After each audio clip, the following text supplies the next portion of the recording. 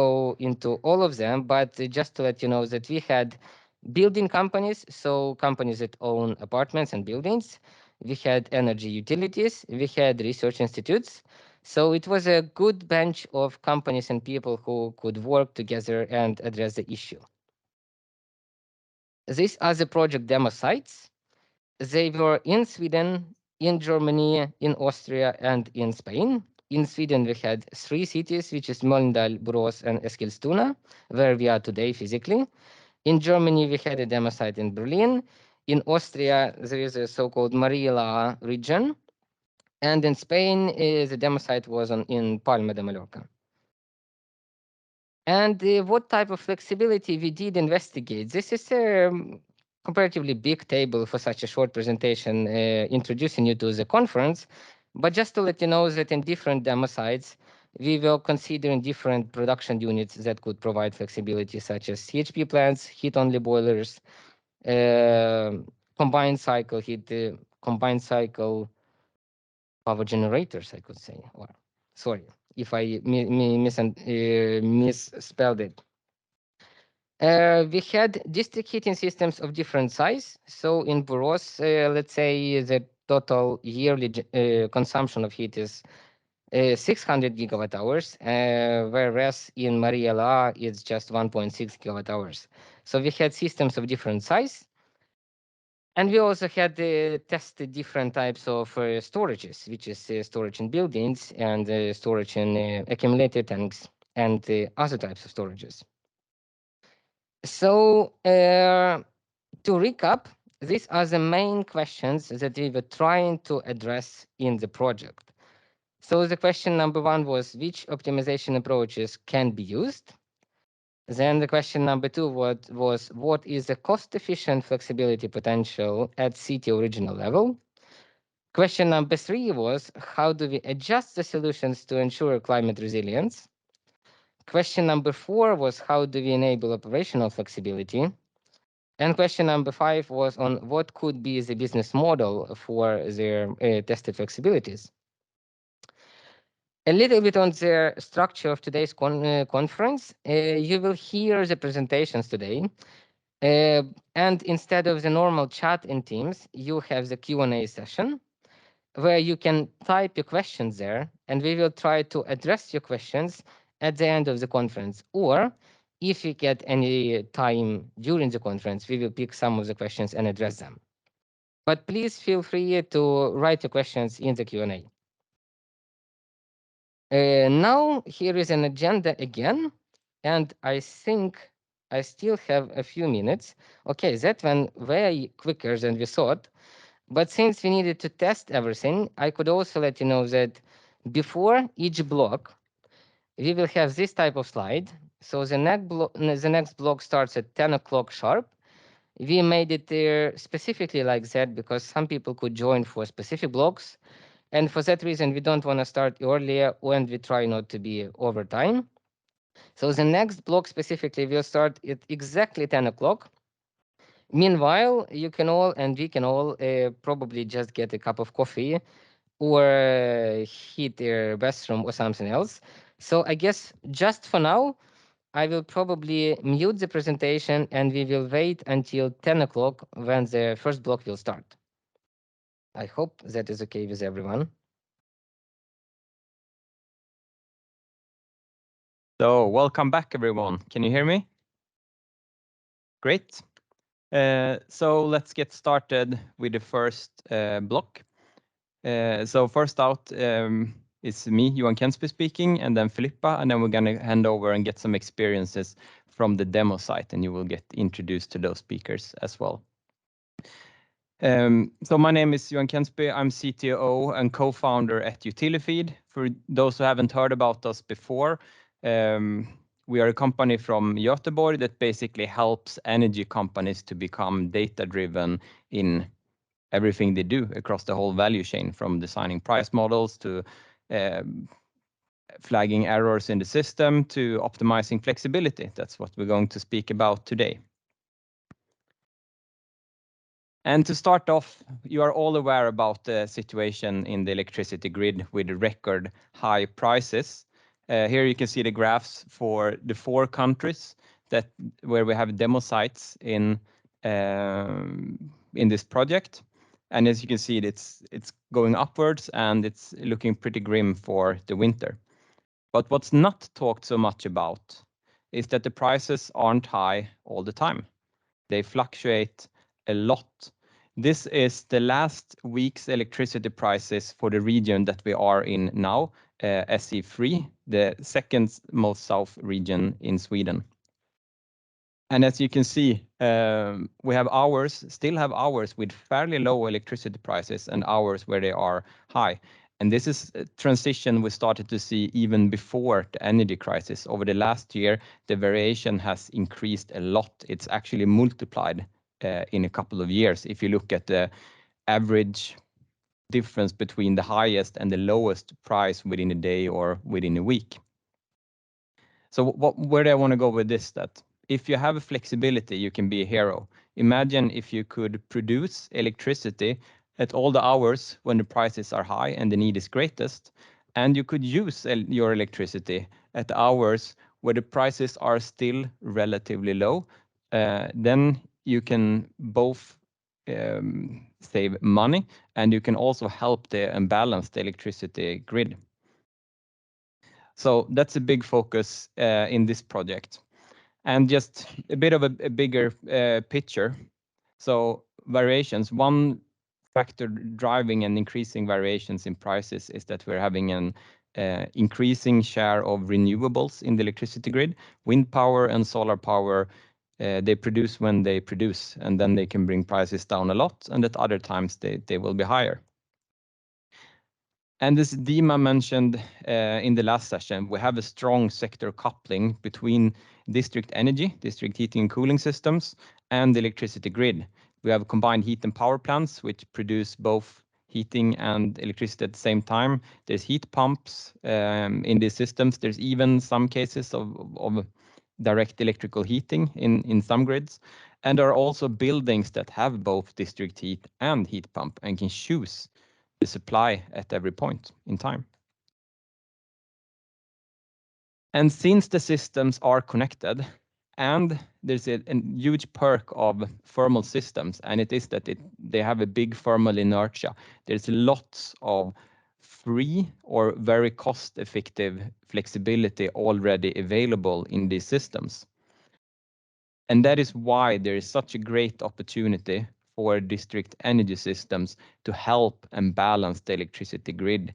They have all this flexibility, all this storage capacity. They can schedule their electricity generation to high price hours, and they can schedule their electricity use to points in time where the price is low. But this introduces a number of challenges. First of all, you need a system perspective. Everybody cannot operate and optimize within the system they have full control over. You need to collaborate, and it becomes a pretty complex optimization problem. So to get over this, you need collaborations between energy companies, housing companies, and other parties, and you need new business models, and you need new tools, which you will see quite soon. But first of all, I want to just go back to the basics and say what is actually flexibility. And I like to say that flexibility is something that adds a degree of freedom to a system. It's basically anything that gives you an option. If you only have one boiler and you have a heat demand you cannot control, you can only operate it in one way. But as soon as you add like a second production unit that have a different characteristic, maybe it's another fuel, maybe you have a heat pump and a boiler, you can choose to have one on the boiler or the heat pump. You can add a storage in some way that gives you flexibility in time. You can produce at another time. So flexibility is everything that gives you options. And in many heating systems, there are already flexibility present. There are a lot of storage tank and variety in sources. But in this project, we are adding 2 new types of flexibility to the systems. One such part is utilizing the building thermal inertia as a storage. So we can shift heat demand in buildings, supply a little bit more energy on certain hours and a little bit less on other hours. In that way, they work as a thermal storage, and you can do this without having a significant or noticeable impact on the thermal climate in the building. Roughly, you can say that a normal residential building is good for as a thermal storage of about 0.1 kilowatt hours per square meter if you want to keep the indoor temperature variation below plus minus 0.5 degrees. Then there's another type of flexibility we're looking at, and that is buildings that have both district heat and heat pump. It's a fairly common combination in Sweden, not so common in many other places, but it exists. And in these buildings, traditionally, you run the heat pump as a base load, and then you use the district heat to cover the peaks. And it works like this because we are stuck in old business models and price models where you pay a fixed price per unit of heat, and then usually have a fixed electricity contract where the price does not vary.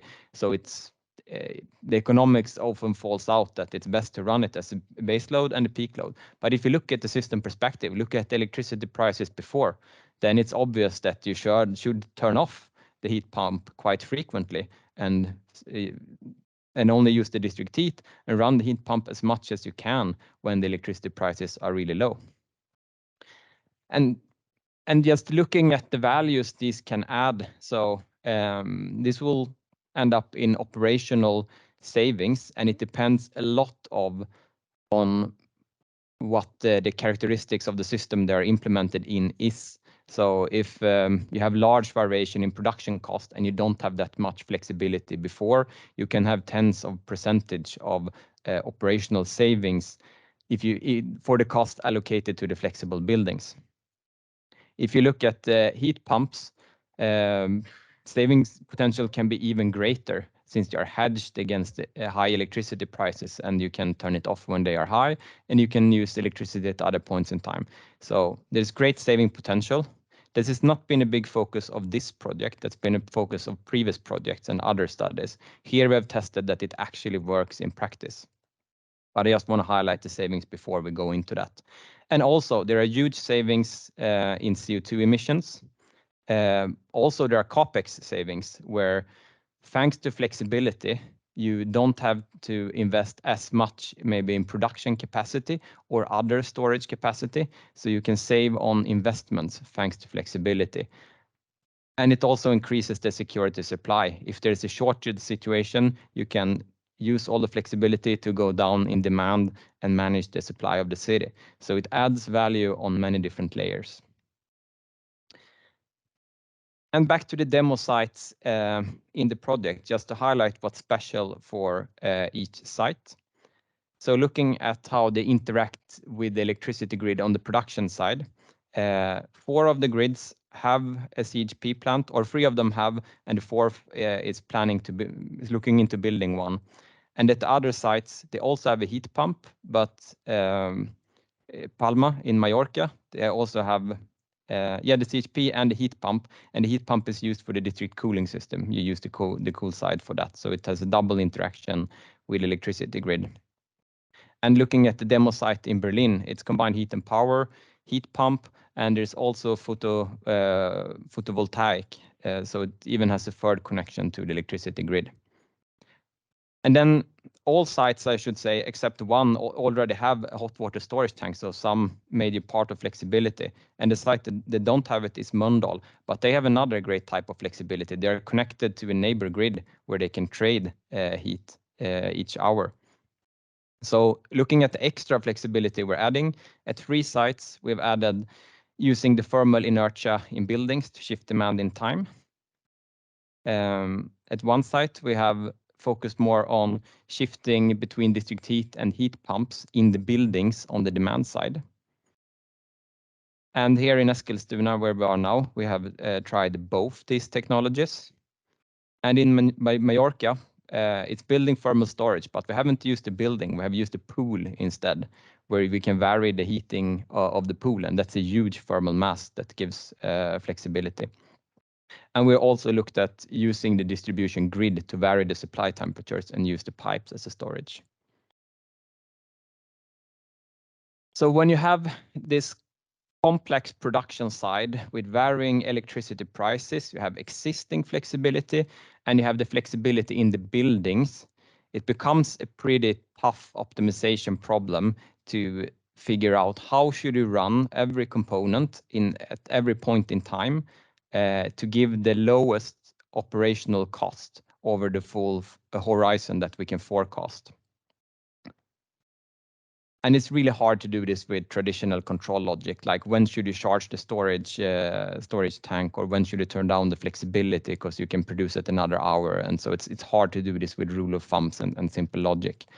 But it can be done, and we have done it in this project by creating a digital twin of the full system.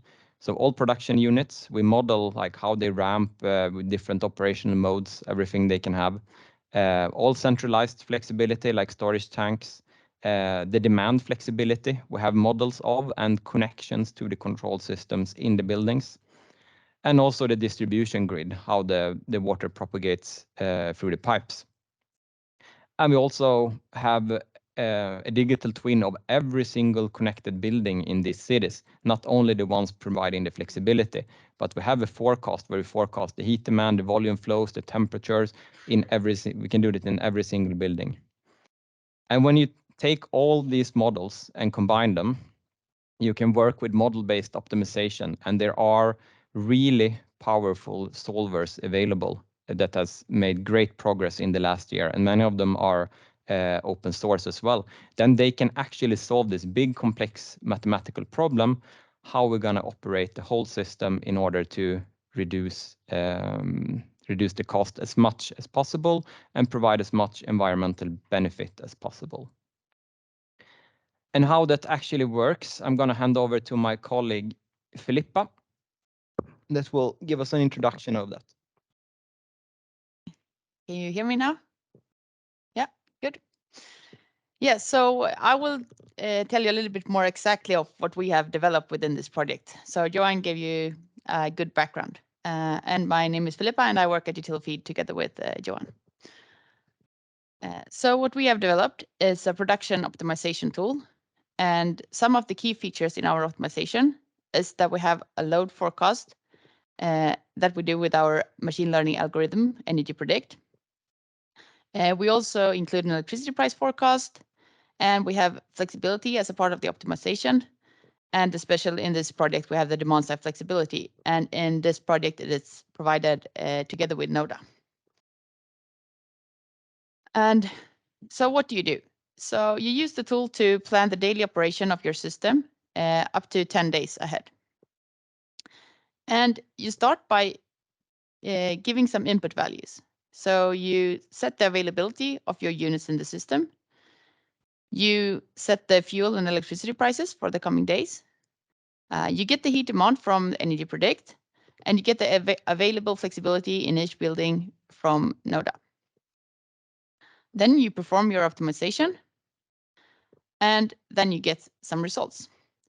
And a part of the output is, for example, the hourly heat production plan, and that includes how you should use the storages, the demand side flexibility, and the exchange with other grids. And you also get the hourly electricity generation and consumption plan. And when you have your output, you can explore the results, make some sensitivity analysis. And when you're happy with that, you set your operational plan and you can send the flexibility values back to Noda. This is a very rough description of what you do. But I will show you this in just a couple of minutes live in our platform, how you do it. But first, I just want to describe how the connection to the Noda system works. So you have the district heating utility that is using the Utilifeed platform to the left. And when you perform the optimization there, you need to know how much flexibility is available in each building. And that information is collected from Noda system. So Noda has all the control of the buildings that is in the grid that provides demand side flexibility. So utility feed system gets the building status from Noda with the available flexibility, and it performs the optimization, and then it sends back the control signal to the Noda system so that Noda can actually control the buildings and control how much heat is delivered to the building, or if the building is using heat pumps or district heating. And then, of course, we also have the heat delivery from the district heating company to the building. So, and now I will show you this live, I hope. See if I can change my screen. Yeah, it seems like it's working already. Perfect. So this is utility feed platform that we have, and we have our optimization tool over here. So when you first enter the optimization tool, you end up here in simulation results. And I will also say that everything that you see from now on, this optimization tool, is something that we build within the Flexi-Sync project. So everything here is built within the project. And it has been tested live by 5 out of 6 demo sites in the project. So Berlin was only tested offline since it's not yet in place, but the other 5 demo sites have tested this software in the project. So what you start is that you go into the configuration builder and you can look at your default settings of your system. So here you can see all the components that you have in your district heating and cooling system. So this is a demo network where we have included all the different components that exist in these 5 demo networks. So this is a very complex demo network that we have here. So it includes both absorption chillers, combined heat and power plants, cooling storage, heat-only boilers, heat storages, the swimming pool. So we have everything here. So if we, for example, go in and look at one of these components, this is a heat-only boiler running on biomass. Then we can see all the parameters for that specific boiler. So we can set the maximum heat output, the ramping speed, the efficiency, for example, and also the fuel price and the starting cost. And this is the same for all different components. And for example, if you go into the heat storage, you have some different kind of losses that we have here. You have the maximum heat input and output, the maximum storage capacity, and so on. So we have all the different components here. But maybe you want to do some special settings for just the coming days. Then you create a configuration. And this one I've created for demo purposes. So this one is without cooling because that is good sometimes if you want to show it. But if you go in here, you can say, for example, that, okay, this absorption chiller, I want it to be disabled. So I enter a name here, I can disable the component, and I can set which date this deviation should be valid for. But maybe I don't want to disable it totally. I just want to lower the maximum heat output, for example. Then I can do it here. So you can do all type of settings on all different components. And when you've done your settings and want to run an optimization, you go back here to the simulation results. And then you choose your configuration. And now I've chosen one that's called no deviations. So it's just the system as it is. But before you can run your optimization, you need to say, okay, but in what state are these components right now? Are they on or off? And at what heat output are they right now? So I've filled in some values here already, like the CHP here is running on maximum capacity on both heat and electricity. We have some energy in the cooling storage and some in the heating storage, and the other components are off. And then you also set your dates. And I thought it's more fun to look at an optimization made in February than today. So I actually choose February instead because it's colder, so you get more production. So when you've pre-filled all of these values, you click the run simulation. And what happens now is that first we get the load forecast from Energy Predict. So how much heating and cooling do we actually need for the coming days? And then we also get an electricity price forecast. Like, what do we think the electricity price will be the coming days? And then we get the available flexibility from NODA, from the connected buildings. So how much flexibility can we use in those? And all of that is going into the optimization model. And then we see how should we run these different components that we have to minimize the total cost for this period. And the result of that we have here. So we get a number of KPIs and we get a heat production plan. So we can start by looking at some of the KPIs. So we got the total production cost for this period and also the revenue for the sold electricity. And then we get the net cost per unit of energy produced. So we see that this is negative, and that's because the revenue for sold electricity is higher than the production cost. And this is basically based on the settings that we made for this simulation. And we can also see like how much electricity is generated and used and how much heating and cooling that we have generated. But it's more important, I would say, to look at the heating production plan. So this blue line here, that is the demand. And that is something that we get from Energy Predict. So this is like a forecast of what the heating demand would look like for this period. And then we see how do we fulfill that demand. So first we have the CHP running on maximum load here. So it's producing 18 megawatts hours of heating. And then we actually import heating from a nearby grid. And then the black here is the heat-only boiler running on biomass. This is what we need to fill up the demand for this time period. And you see also that the demand and supply doesn't really match here. But that's because of the flexibility that we have and the storages. So if the production is lower than the demand, that means that we are discharging the storages. And if it's higher, we are charging the storages. And we can also see here, for example, that we have the CHP on bypass, so it's not producing any electricity. And that is, I guess it would be because it's low electricity prices. But we can check. It's at 2 o'clock in the February 6th. So then we can scroll down and look at the electricity prices that we have here. So this is the electricity price, and we see it's very low here. So February 6th at, yeah, I can't really see the, yeah, here it is at 2 o'clock. Yeah, so it's low electricity prices, and we can also see here that we are not producing as much electricity as we could due to the low prices. And we have a similar graph for the cooling production plan that looks, yeah, exactly the same as the heating one. And then we have some additional information that can also be interesting. So we have the weather for the coming period. So the global irradiation, the wind speed, and the temperature. This was the electricity graph.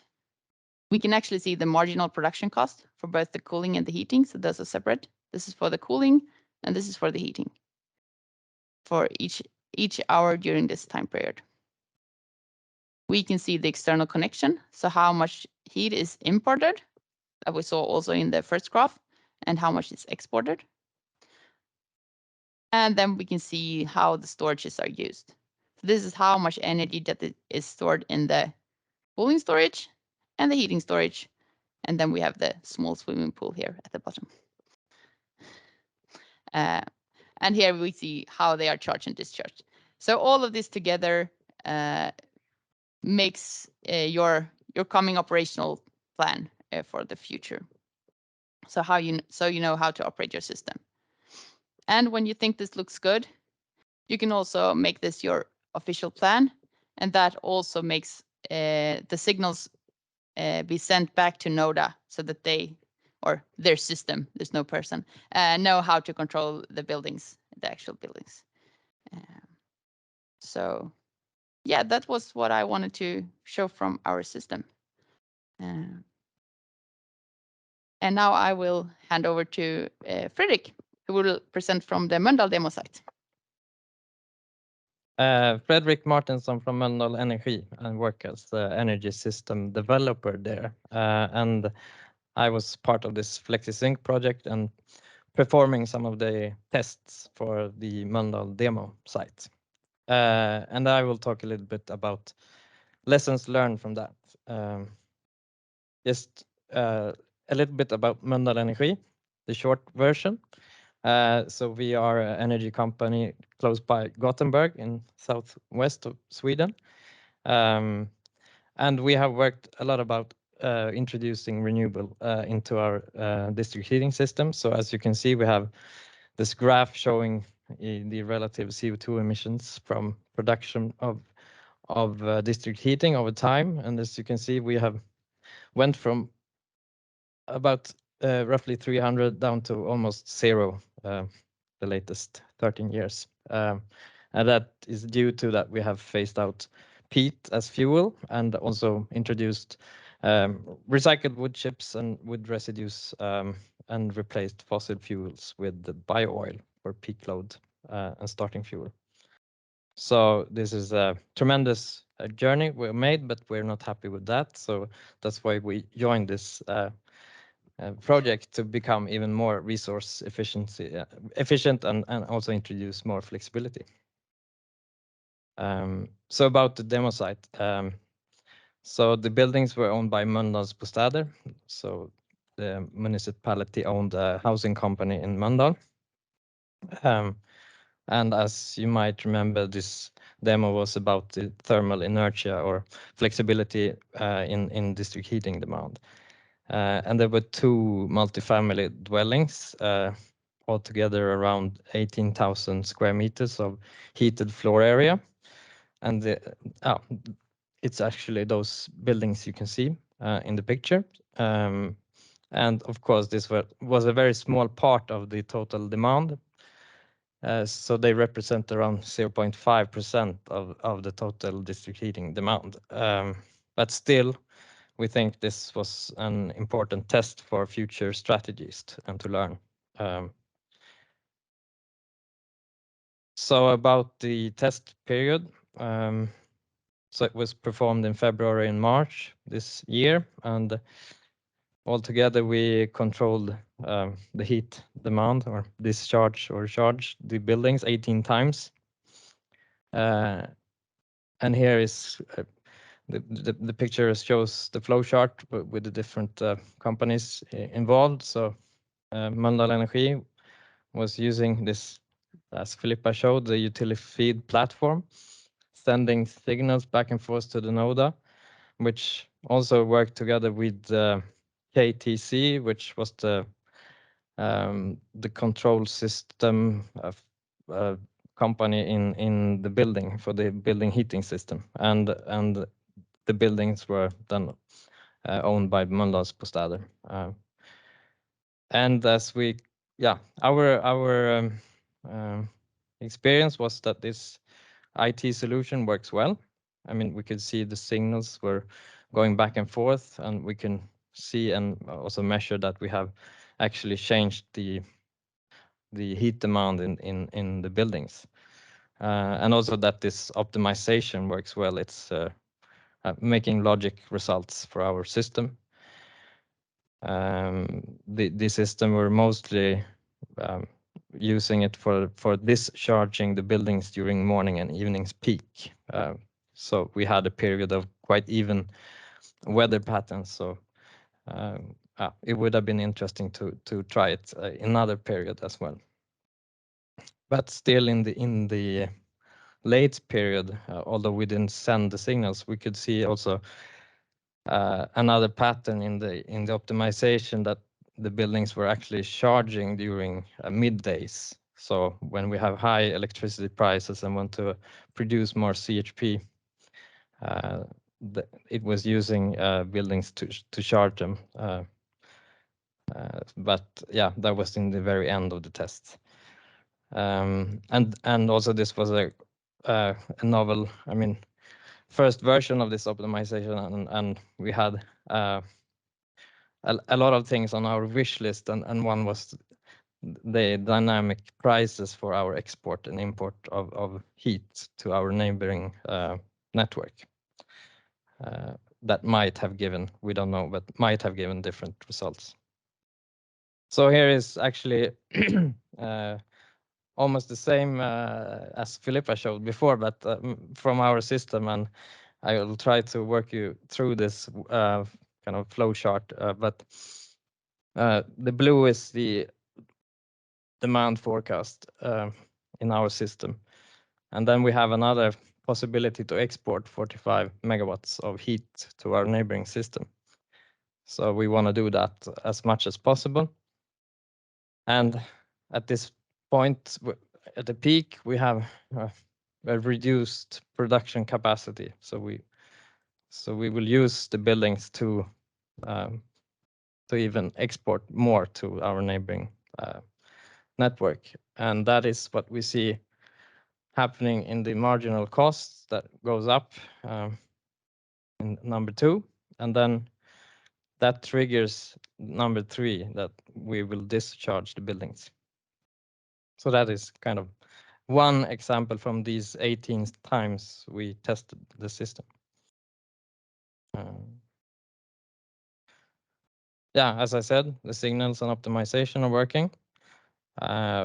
We will also have liked, of course, more buildings to be connected to see kind of significant change. I mean, it was hard because we had only 2 buildings, and like social behaviors and so on will impact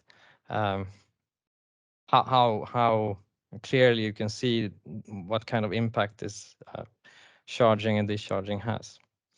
And happily, there were no complaints from tenants. So Mölndalsbostäder didn't receive any complaints, and they usually get in touch pretty quickly if there is some problem. So that is good. And since this was a very early test, also I think we didn't perform a very aggressive response test in the beginning. We didn't change the indoor temperature a lot, so maybe we could have got even more potential from these buildings if we have kind of triggered the system more to learn how much flexibility was there.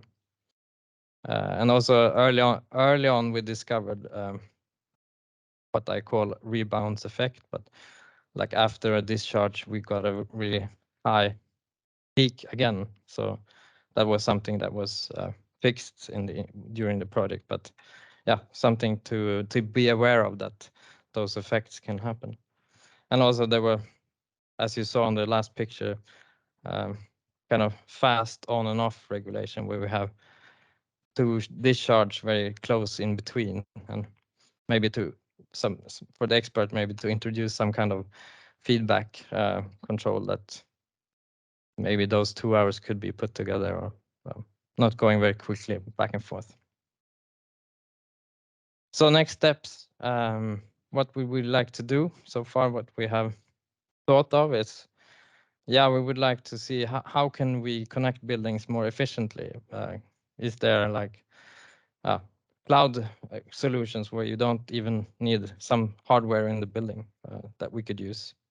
And also, we didn't put much effort in discussing business models with our customers. So I think that is a key issue to come further in this question. And also we would like to use these kind of systems for what we would call safety assurance for the whole system. So when we have disturbance in our production, anyhow, we would like to use this the same connections to be able to use the capacity to lower the demand very quickly in the system. And the other way around also. When we have, for example, electricity outage, we would like to ramp up very slow in the system. And also we, as you saw, other demos were using buildings with heat pumps, and that's also something we would like to do in our system. So we're happy to listen to the results from other demo sites. And also that we believe that will also make possibility to integrate into other markets, like for example, also possibility that we could use heat pumps for frequency containment reserves or local capacity markets in the local network. Yeah, that was quickly from Mölndal. So I'm handing over to Joseph. Okay, welcome everybody. I think you hear me. I take you now to a short trip to Austria, respectively Lower Austria, and I will introduce the pilot plant Maria Lach. My name is Josef Petschko. I'm consultant and project manager at the company Agra Plus in Lower Austria. As you have said, a short trip to Austria. You see the map. Maria Lach is signed with the red dot. It's close to Vienna, about 80 kilometers, and near the river Danube. On this map from Lower Austria, you see also with the red dot the location of Maria Lach, and with all green dots further biomass district heating plants. In Lower Austria, we count about 800 plants. Maria Lach is in this project the smallest ones. The smallest demo site, but it's very typical for Lower Austria and also typical for Austria, where we run about 2,400 biomass district plants. So in Lower Austria, we have about 1/3 of the complete Austrian number. As we still heard, Maria Lach is quite the smallest one. It's run only biomass boilers, so the production of the heat is only from wood chips. The output of the boilers is 1.2 megawatt. There is operated a buffer storage tank with 8 cubic meter, 2 grid pumps for winter and summer, 1.5 kilometer grid length.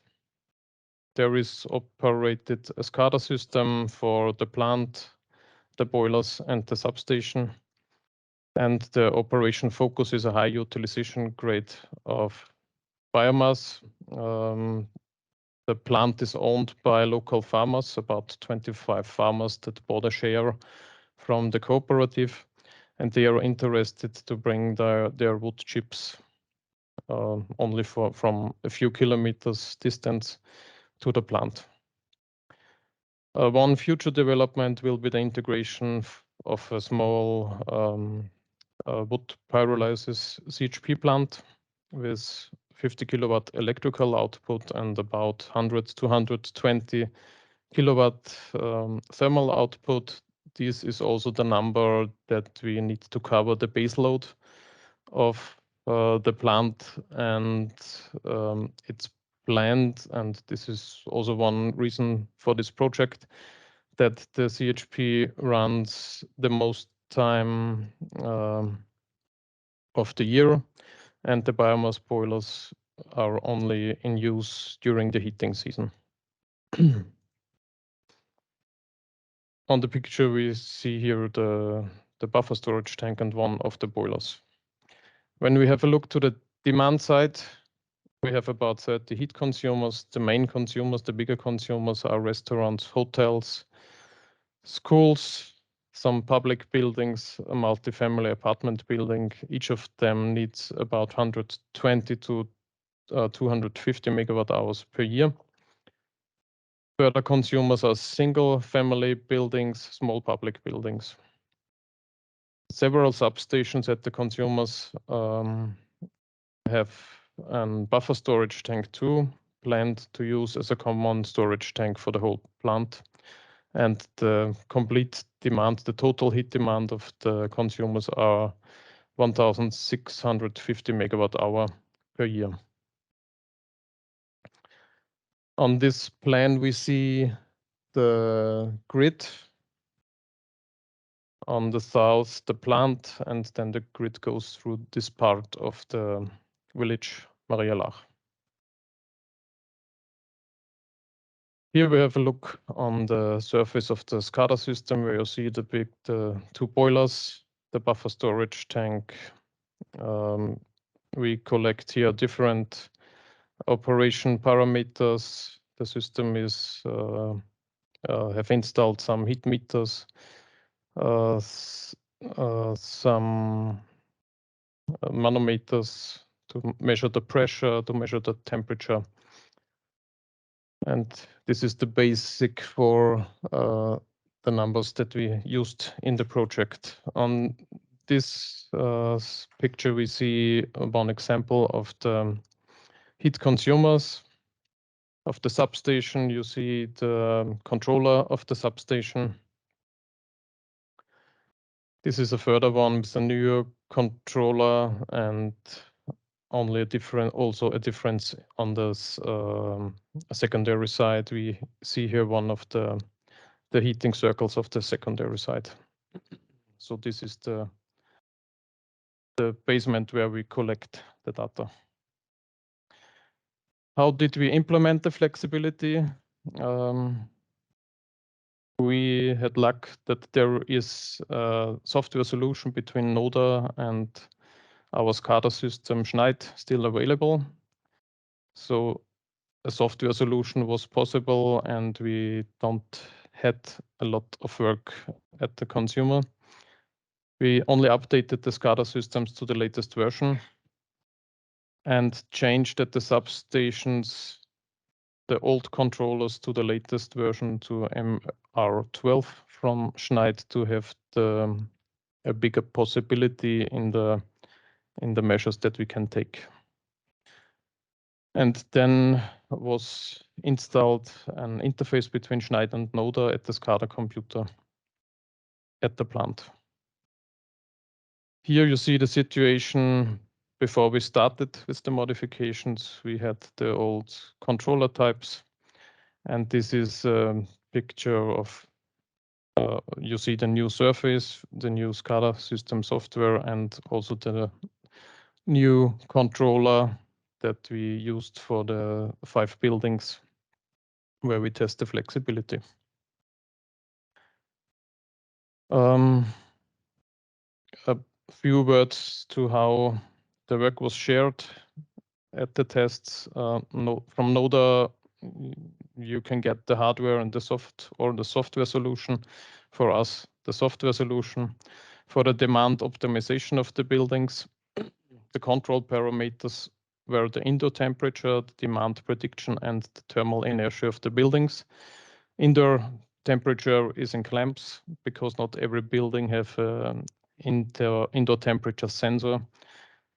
From Utilifeed, they, as still presented, they set up and developed the platform, run the platform.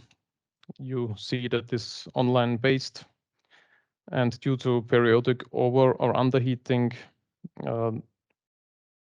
it was reached that the demand become more flexible. Overheating again in clamps because we only tried to underheat the buildings. So we only used it in one direction. The goal was to optimize the district heating network to reduce the peak loads and to shift the loads, to create some space for surplus energy from the electricity grid, theoretical, to keep the band load below a certain level as long as possible for a long CHP operation, and to create space in the grid so that connections of new buildings can be done without reinforcing the grid. Now come to the results. As we have seen from the other pilot plant in Mölndal, the data transfer between the pilot plant, NODA, and Utilifeed worked in both directions. Optimization data and local weather were taken into account and processed. So it were possible to predictive operation of the controllers were possible. The system takes power limitation.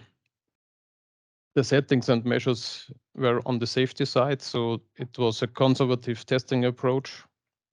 Therefore, we also had no complaints from the building users, what is very positive. And the optimization runs were carried out over longer intervals, so we did the testing for a few weeks. What we not have done was no forced charging of buffer storage tanks, boilers, and no overheating of the building. So there will be some future potential that can be used. And we considered no influence on the grid temperature. As I mentioned, we had the 5 largest buildings in the test. On the graph, you see this is a screenshot from Noda Energy View. The orange curve shows us the heat demand curve, and the red dots are the times that the demand limitation was switched on. So you see some peaks that are not peaks anymore, so they get shaved, and the needed output is much lower. The control measures cost during the test approximately, this was 1 month. It cost 5.7 megawatt hours demand shifting and approximately 8 kilowatt peak shaving, respectively 7% and 6% of the 5 largest buildings that are in the test. So that was it from me in some short words. We will go further in this direction with a project that started in June, and we will have there a closer look to the building behavior, to the temperature behavior inside the building. It's also an AeroNet project that is called DigiCity. Thank you for your attention. You find my contact data on this slide, and I wish you a nice further conference. It's always inspiring to listen to the implementation part and the experiences from everyone. So thanks for joining our first session. We will continue at 11. And yeah, of course, thanking to our speakers and yeah, everyone listening. So let's meet at 11 again. And continue posting your questions in the Q&A section so we can refer them later. I hope you are hearing me online. We will start now with the second block, optimization, the flexibility business. Mainly this, let me see if this will work.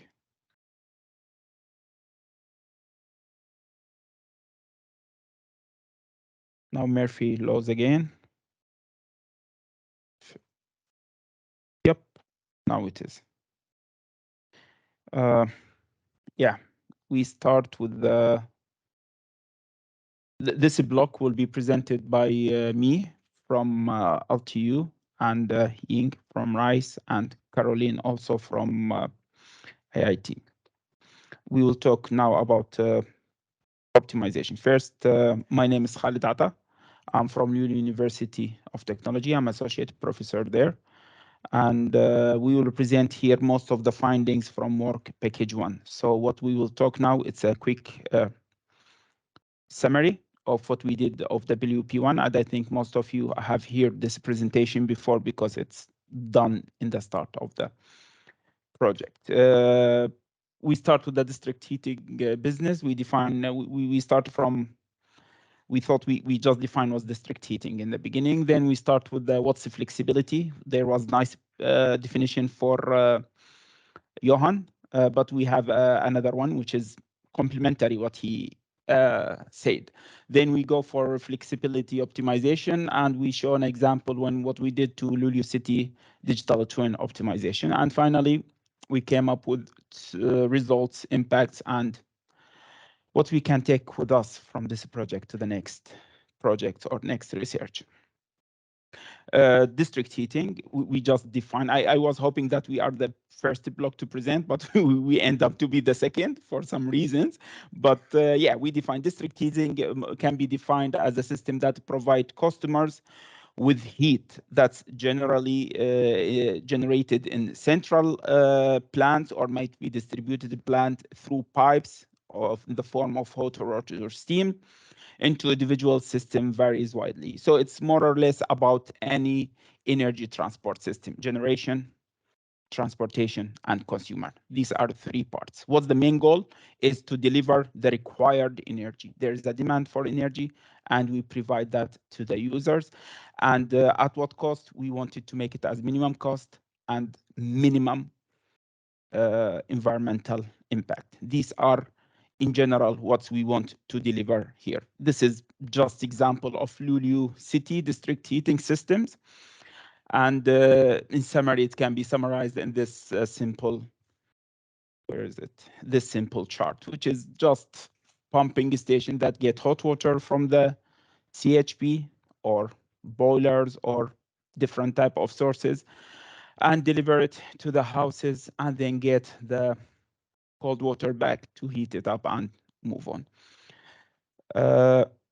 Oops, yes.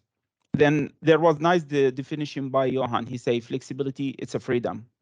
It's a true freedom, but how to convert that into numbers? We are I'm control engineer, I'm mathematicians in my course, so I love to put it number. What's a freedom is? Actually, we define flexibility as relaxing of constraints. Everything is optimization problem in this world. Whatever you want to do is you think about optimization. I want to go to Stockholm, I want the shortest path, right? That's optimization. So our things is we want to write the whole problem as optimization algorithm, and we find that flexibility is just relaxing your constraints.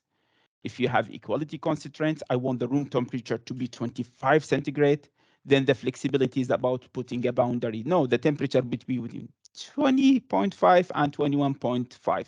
That's, you just relax that concentration. If you want the temperature in the grid to be 80 centigrade, for example, the supply temperature, when you relax it, okay, make it between 79 and 81. And that's just adding more relaxation to your problem, which is freedom, actually. For that reason, we started to define these, characterize these flexibilities based on the level of flexibilities. What the meaning level? Is it for example, we think the highest level of flexibility is when you characterize the flexibility by energy. But in general, you don't always have flexibility in energy. The simple example I used, room temperature, that temperature, that's not energy.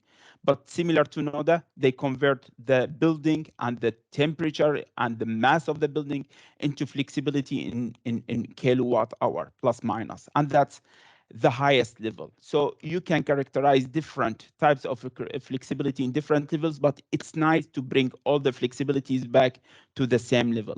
The complexity, is it simple to use? Is it hard to use? The building is very simple, but think about thermal storage is more complicated because you need to build, you need to invest, and there is capex, and there's a lot of things going on. The impact, how much impact you do, how much from design perspective, how much you expand and how much you gain. And that's sort of the impact of that flexibility. Might be the changing room temperature has more impact than increasing the temperature of the supply water or the stored energy in the grid. The drawbacks, what's the drawbacks? The complaint from the user, if I start to lower the room temperature, that's one of the drawbacks. The lifetime of the pumping stations, the pipes, if I increase the temperature, and if I reduce the temperature, the lifetimes of the pumps, because they have to pump more water, and so on and so on. All these are what's the drawbacks. And the requirement, if I want to start using that flexibility, there is some special requirements have to be discussed, like installing new sensors, installing new devices, etc.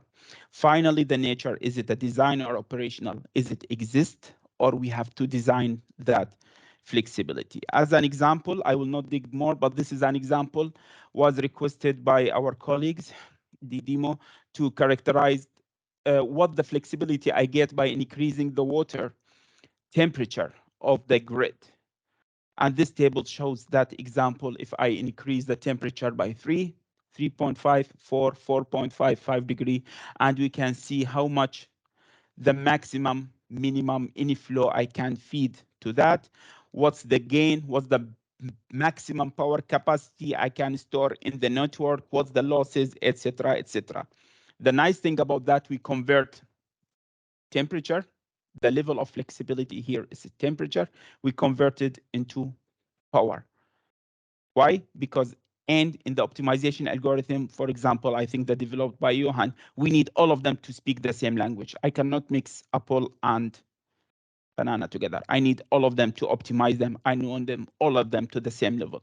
So this is a way just to show you what the level of the temperature you can increase and what's the consequences and what's the things to that. What's required to achieve that and what power I can store. Finally, we develop also similar to Johan, we develop simpler algorithms, I call it, but it's more efficient. It's also model-based control. Model-based control to control the district heating power utilizing a thermal storage. In Lulu, we have a digital twin that was developed in earlier project and validated in earlier also EU Horizon project called Opti project.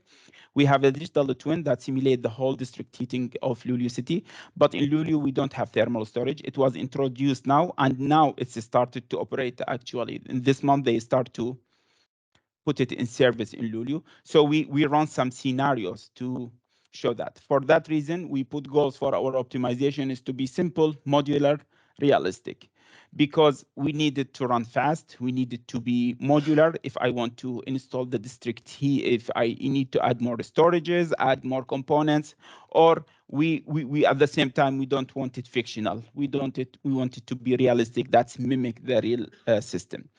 And for that reason, we run 5 simulation scenarios for our system, some with thermal storage, some without thermal storage. But the base case was showing that the maximum cost reduction was 22.2% when we use thermal storage in Lulu, is the ratio between the 5th and the 2nd case.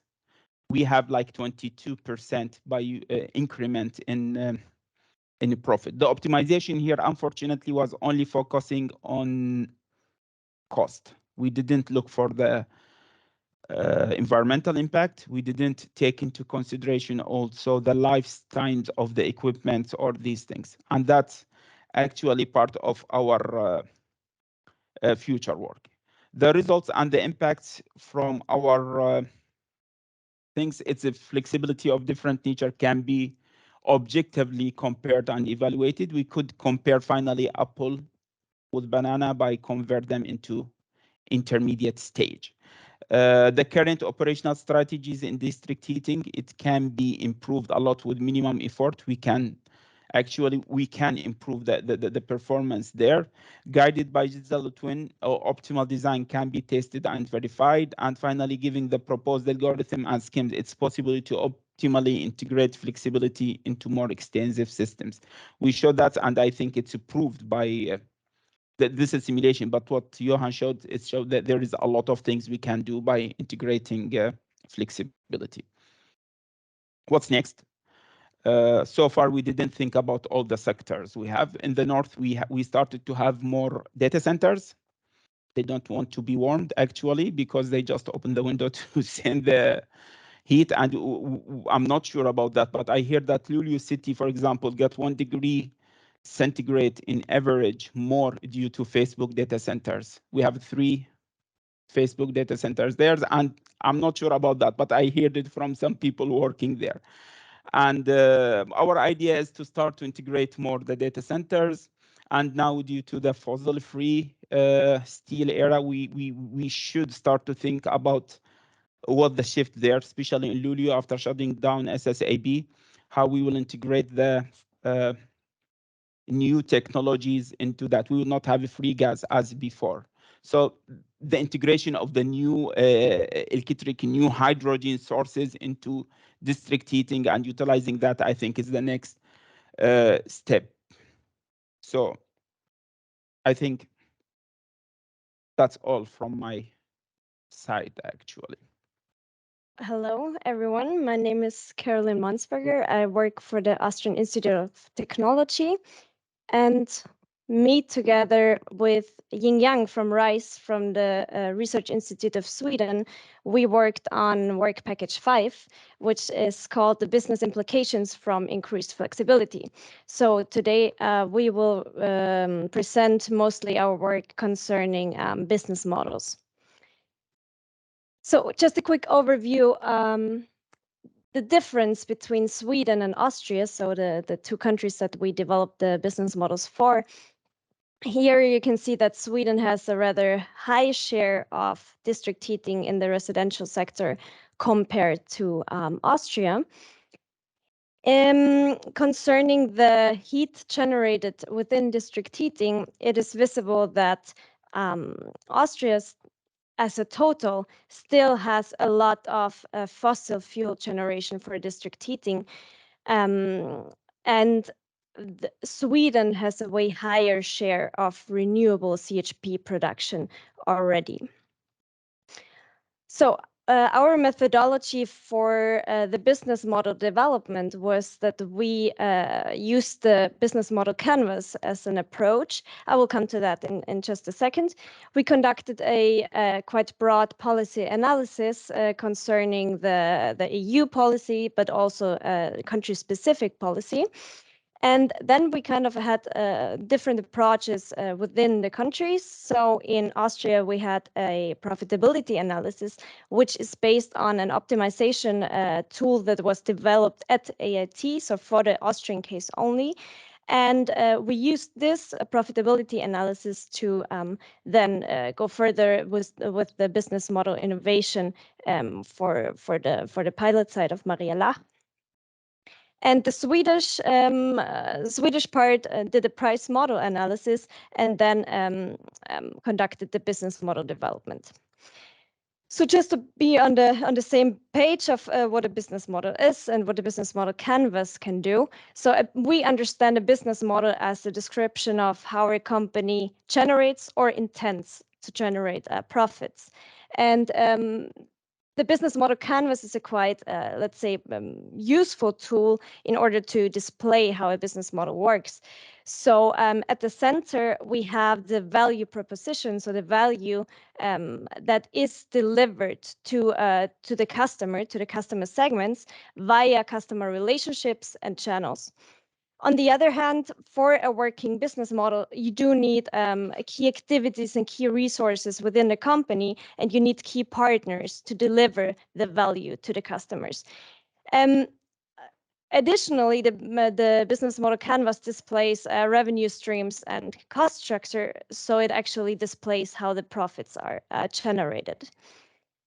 So the methodology for our policy review is quite straightforward. We examined EU policy together, and then we examined national policies to derive some kind of barriers and chances for the business models to be actually applied. Just a quick overview, because we don't have so much time today, but for example, we looked concerning EU policy, we looked at the legislation or the draft of the Renewable Energy Directive that is now as I said, in the draft version. It's amended by the European Green Deal. And I just want to highlight one aspect that could have an impact for future business models, especially concerning forestry biomass. So it's the cascade principle that you see in that picture. So the draft, again, it's only a draft, so we don't know, proposes that forestry biomass, so that wood should be used for wood-based products, and that these products should then be extended in their service life. They should be reused, they should be recycled, and only then they should be used for bioenergy production before they're disposed. So coming to the Austrian part now, Ying Yang, my colleague, will then follow up with the Swedish part. So we conducted this profitability analysis with our own developed optimization tool. And on top of that, we conducted the business model innovation. And this optimization can actually, let's say, find the potential or assess the potential of flexibility within our district heating system in Lower Austria. And then it can additionally conduct this profitability analysis of additional measures that we applied in the system. So it estimates the demand response ability of buildings using only predicted or historic heat demand time series. As you can see in this picture on the right, the heat demand remains constant. So it's actually a peak shaving, but a load shifting. And this analysis was conducted for 6 connected buildings within Maria Laach network, constituting of about 42% of the total heat demand that is needed for the system. However, so as we saw then with the profitability analysis, that the profits from this demand side management measure were, let's say, rather low. They were 2% of profit increase compared to the status quo. However, there needs to be said that this system already has a buffer storage tank, so it is already quite flexible in its operation. And additionally, when you think of network densification in the future, flexibilization or this measure in particular can be of high value to the system. So I know there's a lot of bars. I will walk you through them. This is the results that we had from our optimization tool.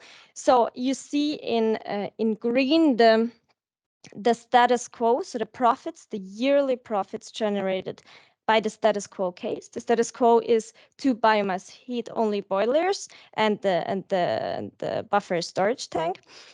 Then see what kind of, yes, it works. Then we have this section of installing an additional heat pump to the status quo of the system. We can then, so it's either a heat pump or a CHP or a combination of these technologies. All of these technologies, I should have mentioned that early, are central technologies, so central generation technologies in the system.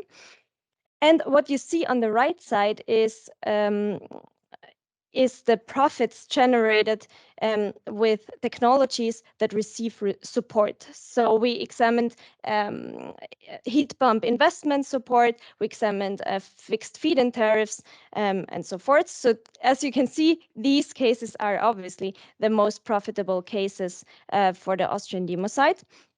And what additionally, what I want to show you are these small, rather small orange bars here. They depict the increase of profit just because of the market participation, electricity market participation. We examined participation on spot markets, so day ahead, and additional participation on balancing markets. So you can see that in all the cases, so for all the component combinations, there's actually a profit increase from market participation. So with the second the second bullet point, I just want to stress this one, is that the new support regime that is established now in Austria, market premiums, actually enable market participation while receiving support. So this is actually, because this analysis was done for 2018, but now we have a different legislation leading to a possible combination of the most profitable cases with market participation. And now coming to the business model innovation, I cannot go through all of, let's say, the business model changes.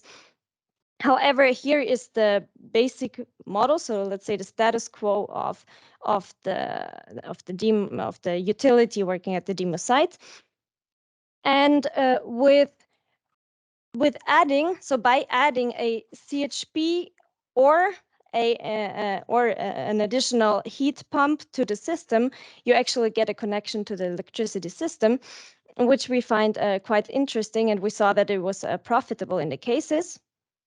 And we also added another business model to this one, so we extended it by saying, okay, another way of going forward would be to participate in the electricity markets, as I mentioned. So just looking at the value proposition, for example, here in orange, the former model of supplying local heat, giving technical solution services, know-how transfer, and so forth, is now extended. The value is now extended by a safer heat supply due to the redundancy of components.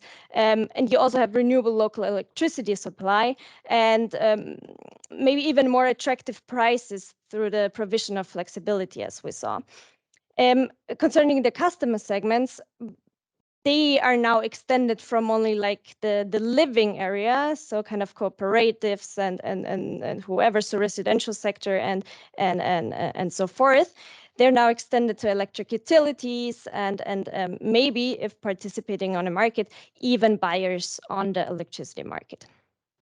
I also want to stress that we conducted a few stakeholder workshops in Austria within this project, and we got very valuable input from stakeholders, so local but also nationwide stakeholders.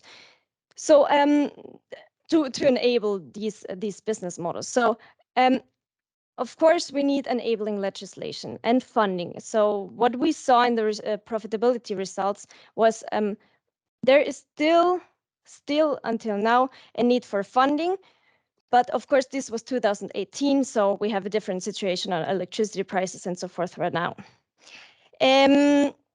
We do need easier access and information regarding pooling, especially on balancing markets. So this is a very important topic. Variable tariffs for customers are possible.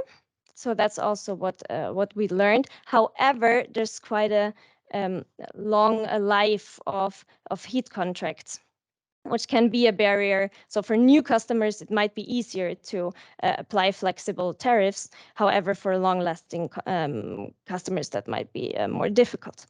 There's a need for know-how transfer concerning funding, electricity markets, and so forth. And what we saw within the project was that electricity supply companies, bigger electricity supply companies, could actually provide that know-how transfer to district heating utilities. There's also a need for know-how transfer between district heating utilities. I think we saw that within the project as well. And the possible integration of renewable energy sources. So all renewable energy sources should actually be included. So there's also solar thermal power plants and whatever being installed in Austria right now. And I think you should always try to combine, look what is most profitable and valuable for your system. So this is the last slide that I have, and I hope I still have some minutes. This is the value curve for the business model or the business model extensions that we applied in Austria. It actually shows, so in red you see the, let's say, the level of value of each of these subjects within the business model right now. So in red, you see the business model right now, and then with blue and in blue and green, you see the value added with the new business model applied. So you see that for the higher up, they're all formulated so that the higher up the dots are, the better for the entire system. So here you see, for example, in regard to components, redundancy, security of supply, and so forth, the new business model adds additional value due to more components being within the system. Also, of course, concerning the system support of the electricity grid, which is of course higher up for the new business model of additional components and electricity market participation. If we look at the values that actually decreased, is of course we have a more complicated regulatory framework when we deal with the electricity system than just alone with the district heating network of biomass boilers only. And the contractual design might be, let's say, might get more complex with flexibility contracts. However, as we see, these models do provide a lot of value. The business models provide value to the system. That's from my side, and now I would love to hand over to my colleague Ying to continue with the Swedish part. So hello everyone, my name is Ying Yang. I work at RISE. So I will continue with the business model part for Swedish cases. As mentioned before by Yuan, that district heating is very dominant and very well established heat supply in Sweden, and it satisfies around 50% of the total heat supply. But then the challenge came after 1980s because of the relatively low electricity prices. So electrical heating and then replaced by heat pumps becomes kind of challenges and competitors to district heating sectors. And together, the heat pumps and the electrical heating together meet around 30% of the Swedish heat demand. Also, being said, the heat pump in Sweden in the building is prioritized is because the heat pump investors would like to use the relatively low electricity prices to try to recover their investment. Of course, the electricity prices today is different. And also the district heating tariff and price models didn't really promote the heat source shifting because the end customers normally perceive the district heating companies as a monopolist. So they would like to, they could not really negotiate prices, so they seek to increase their energy autonomy. And then there has been a lack of sophisticated control strategies in many heat pumps. So being challenged, still the heat pump inclusion in district heating business models is not yet common. So in this project, the new service developed jointly by NODA and Utilifeed actually filled in this gap. And this has been explained very well by Utilifeed. So I'm going to skip. So take a further distance to check how this new service is in use. So this new service, which is a digital tool, a digital twin that combines both the demand side and the supply side of the district heating energy system and the heat pump system to provide flexibilities. So the outputs that includes the production plans, the storage plan, the demand flexibility plans, for example, how the demand side flexibility should be optimal utilized. And for conventional system, like listed here, it's usually the district heating company deliver the heat by kilowatt hour, for example, to the property, to their customer, for example, the property owners in this project. And then the buildings are equipped with district heating, with heat pump systems. But with the help of the new service, it actually, so before the district heating company and the property owners, district heating system and heat pump systems were not so optimized in use and not connected.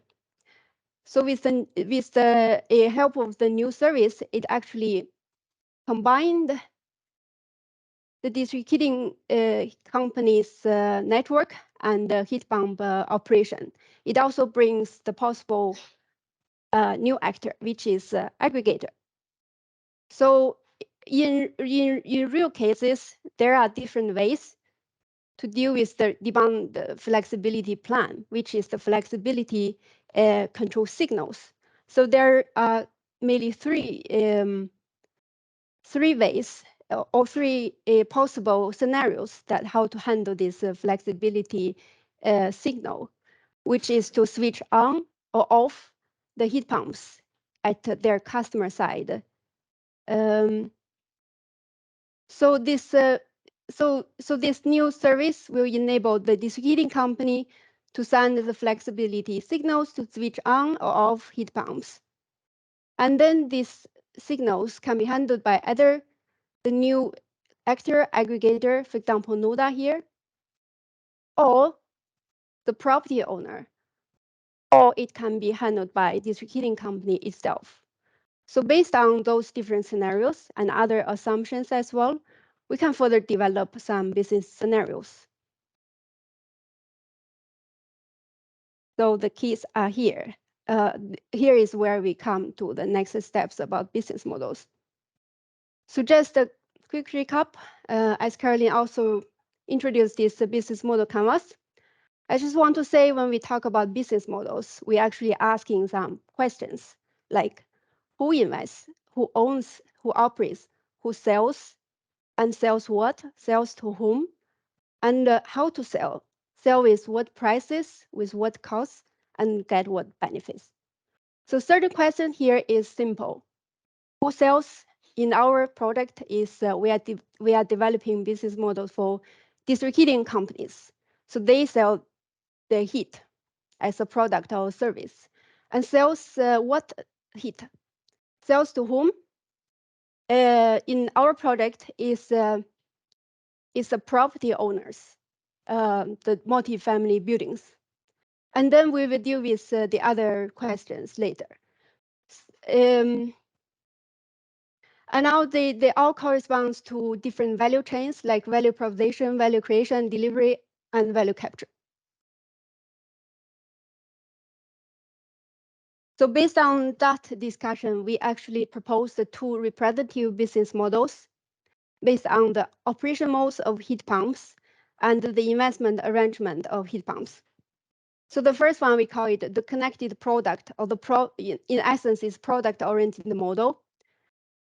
The second one is a performance contract, is the service-oriented model. So they come from these 2 points. So the first business model is that the flexibility signals to switch on or off the heat pumps are handled by either the aggregator or the property owner. And the second business model is the flexibility signals to switch on or off heat pumps are handled by district heating company itself.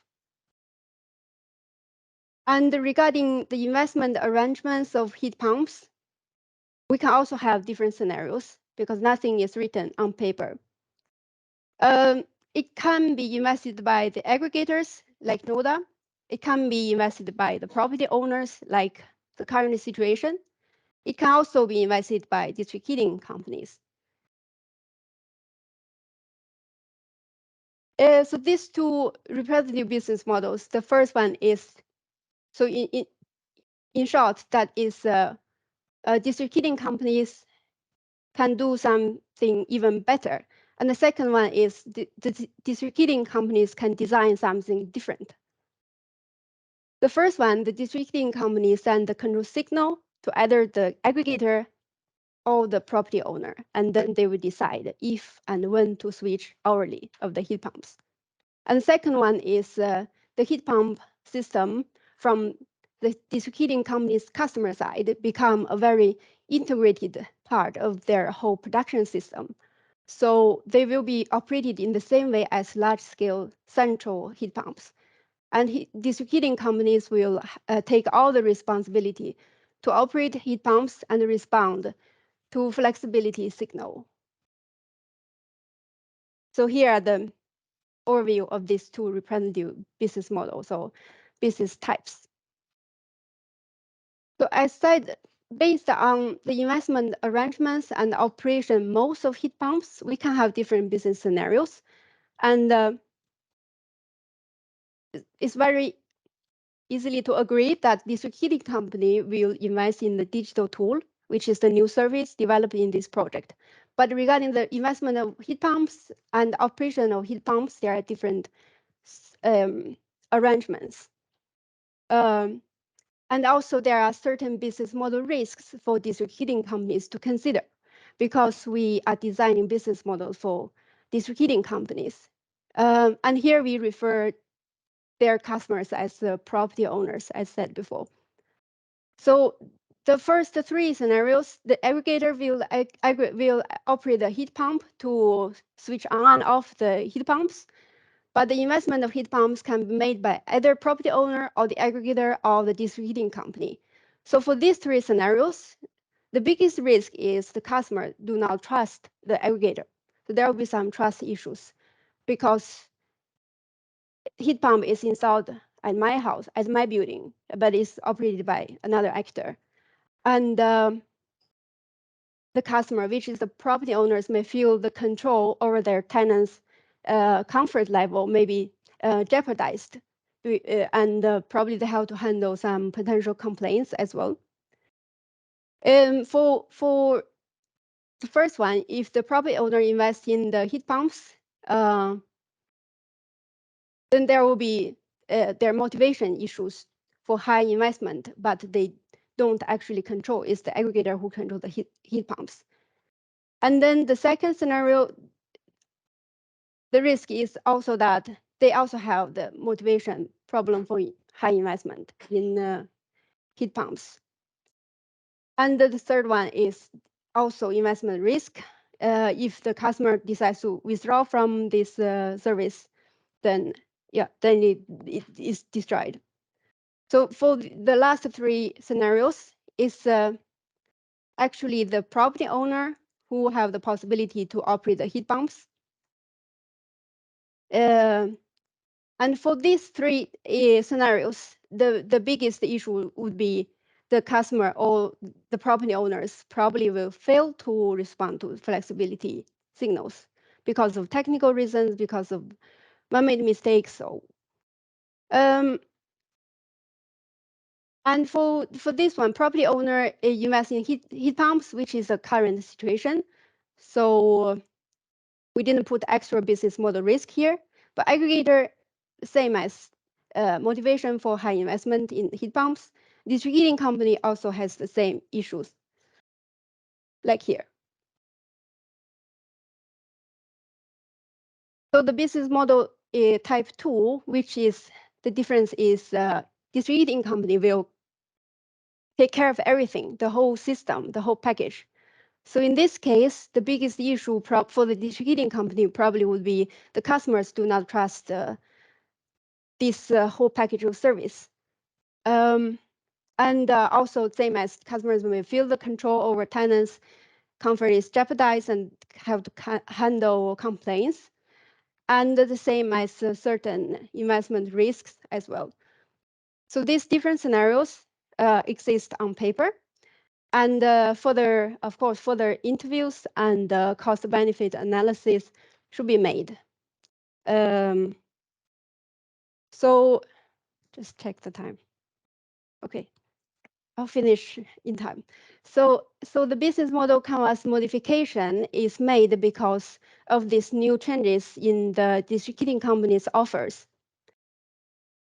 Flexibility provision is a niche market, which requires the new design of products and services for the district heating companies, and also higher requirements on customer relationships. And they need to find new ways, new channels, new resources like ICT in use, and new updated activities, and also involving new partners in their business models, and of course, new cost structures and revenue streams.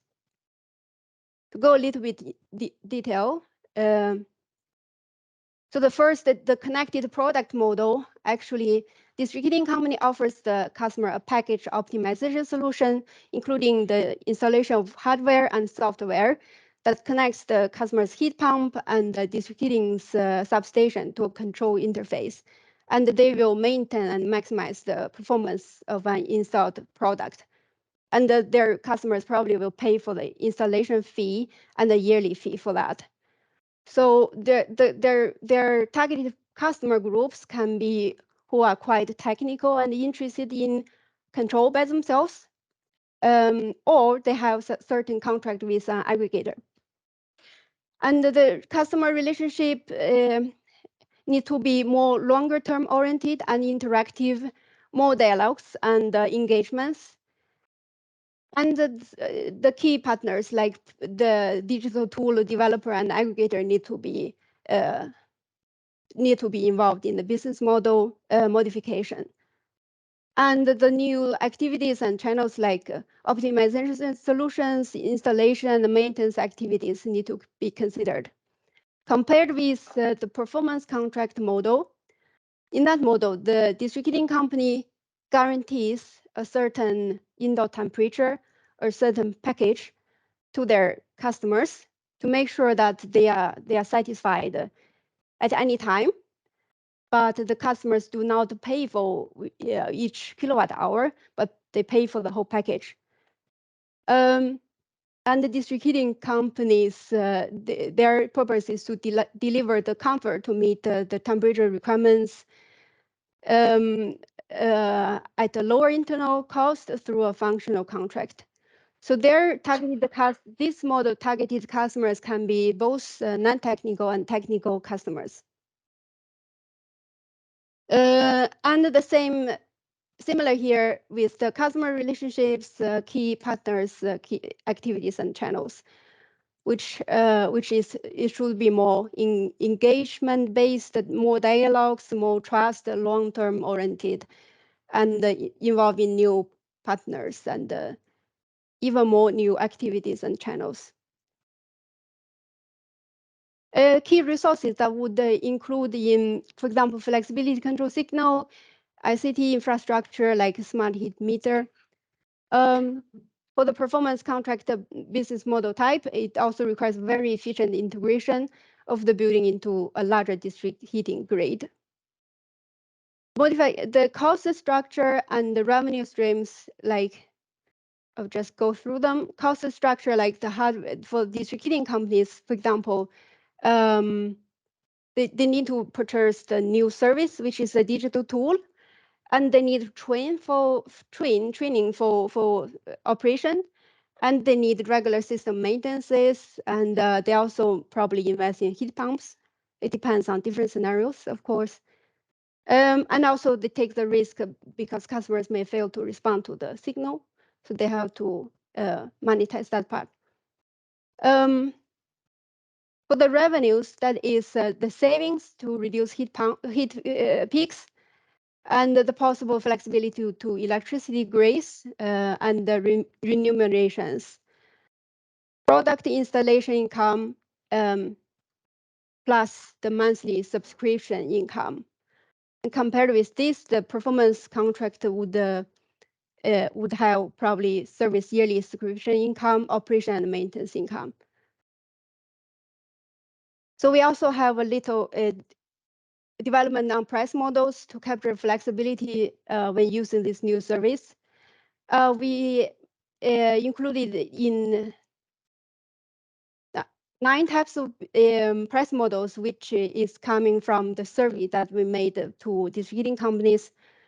So this is detailed in deliverable 5.1, and I'm not going to go to details. The purpose is to show that with this new service and the proper price model designs, the district heating consumption I mean, the district heating company can actually take back part of the business from the heat pump investors.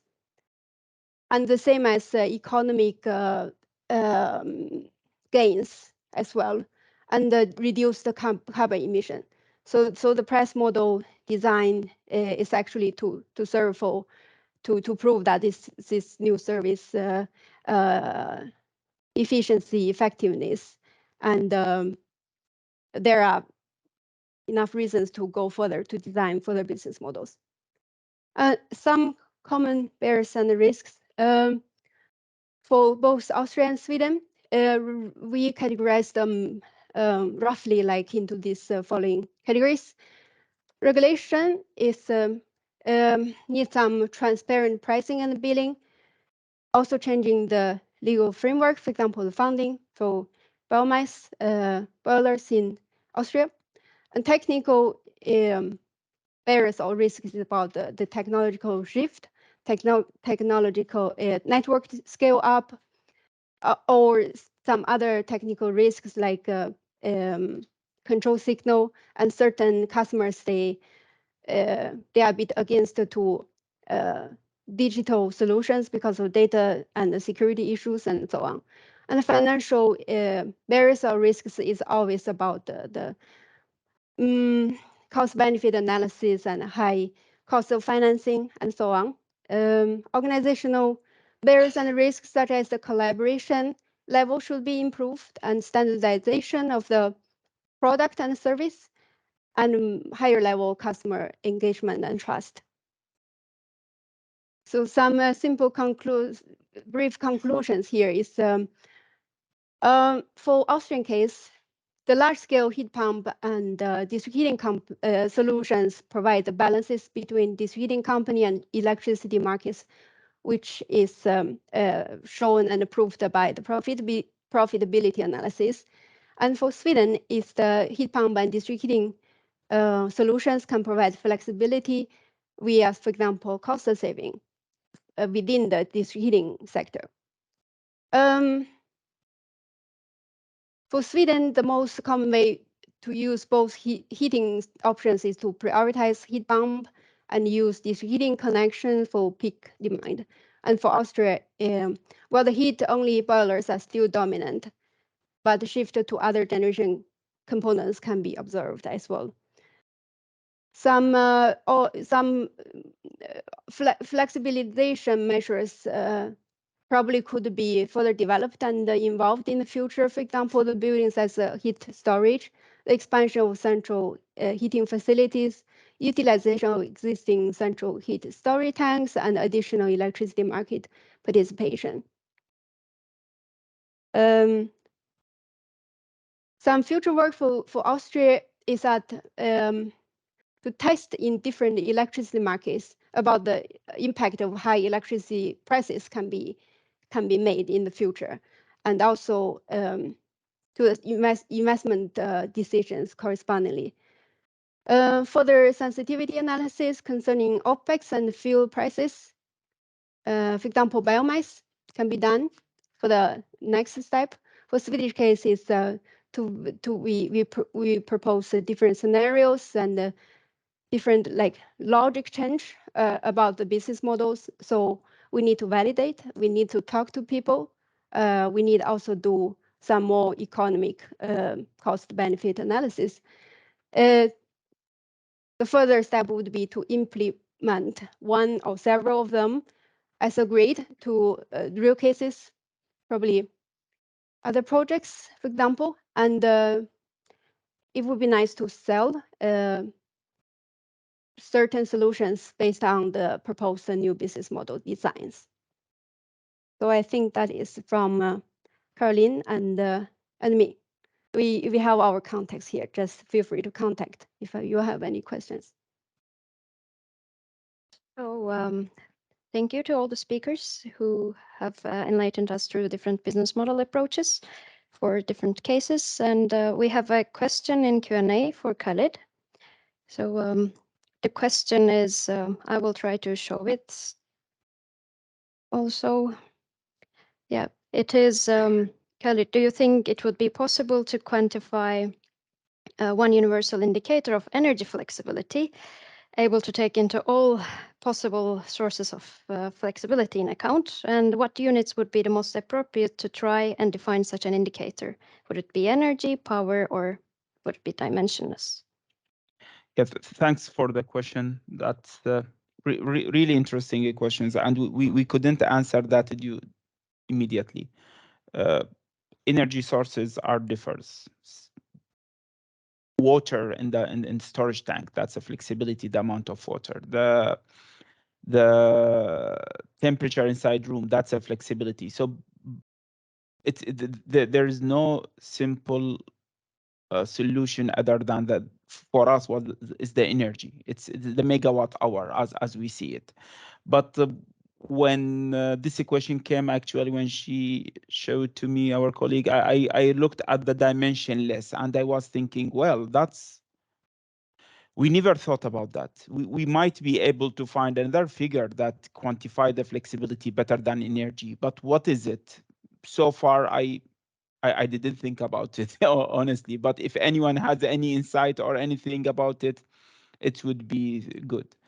Dimensionless should not be like per unit system in electrical networks. It's not dividing, but it will stay, energy will stay energy, but it's percentage. But a new thing that is dimensionless, that might bring something good.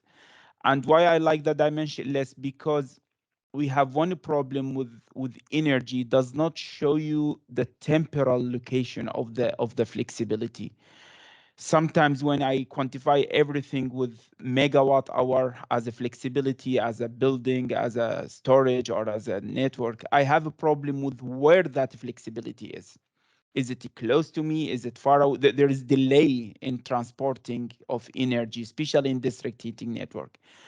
So we might need something to combine the location, which is the temporal, the spatio, not only temporal, this is the spatial displacement of that flexibility into new dimensionless.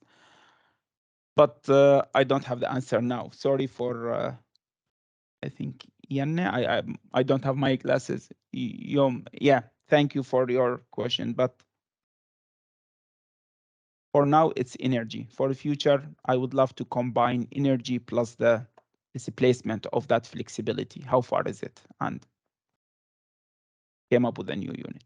I hope I answered the question.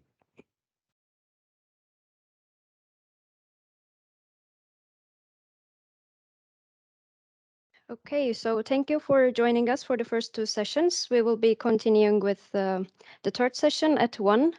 It's about system perspective on flexibility. And just a second, if I could share you. So yeah, see you at 1 again. And let's go back and have some food and get our energy levels up. My name is Demet Suna. I am from AIT, Austrian Institute of Technology. I will present today energy transition of the heating sector in Lower Austria, which we have conducted within the work package 2 in this project. Okay. The objective of, in general, this work is scalability of flexibility. One of the main pillars in this project was estimating or let's say upscaling of flexibility options, which has been considered in the demonstration cases in the for the regions or cities. And for Austrian case, we selected the region Lower Austria to make this assessment. And the main idea is the assessment of the impact and the role of flexibility options for the decarbonization of the heating system in the residential and service buildings of Lower Austria up to 2050. And we have considered different flexibility options for CCHP and demand-side management, heat pumps, and also thermal energy storages. So the methodology for the Austrian case actually bases on 3 simulation models. On the left side, you see in the upper left side, you see a national electricity power system model, which is called Balmoral. This is an open source model. It's implemented actually also for Austria and also for the European countries. And below you see another simulation tool, which consider the simulation of flexibility options for Maria Lach.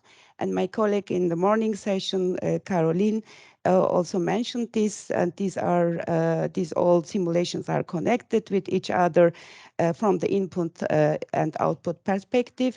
And we, for example, took the national electricity prices from the national this power system model Balmoral and used all for the times model implemented for Lower Austria, estimating the decarbonization of heat system in Lower Austria. And we also used, as you may remember from Caroline, for the simulation model for the Mariella, for assessment of profitability analysis and also business model development. What is considered for the building flexibility in the system model, and this is also an information you got from Caroline in the morning. This is a model-based analysis and optimization. This included CHP plant and heat pumps and also thermal inertia of the buildings for simulation of Mariella. And the thermal mass of buildings accounts around 42% of the total demand. And this model estimates demand response ability of the buildings using only the historic and also predicted heat demand series. And the shift load decreases exponentially between time steps. And in general, total load remains constant. This is a familiar picture from the morning session. We also considered these demand profiles for the assessment or the contribution of demand side management in the system model conducted for Lower Austria. So saying that as a background information for the model, and let's have a look at Lower Austria. It is one of the 9 states of Austria, and you see in the northeastern part, red region, and it's a quite large region in Austria, accounting actually around 19 square kilometer, and with population of 1.6 million people. And the capital of Lower Austria is St. Pölten. It is around 50,000 people. So the main city is 50,000 people around living there. Most of people, so 70% of people are living in rural areas, and 30% of population lives in urban areas. So we defined actually there the cities. The cities are quite small. This is a general condition in Austria. You can find very often. We define the cities as, for example, they are the cities if the places are more than 10,000 inhabitants. So in the residential and service buildings, heat demand accounts around 12.3 terawatt hours. And there is a national targets for 2040. In line with these national targets, Lower Austria region has also the same targets. And in 2040, all sectors actually aim to be decarbonized. And also in heating sector, this is the case. And this means actually more sustainable, switching to more sustainable systems and technologies like heat pumps, biomass, and district heating. And biomass and synthetic gases is aimed to be also promoted to replace natural gas and also use the current gas grid infrastructure.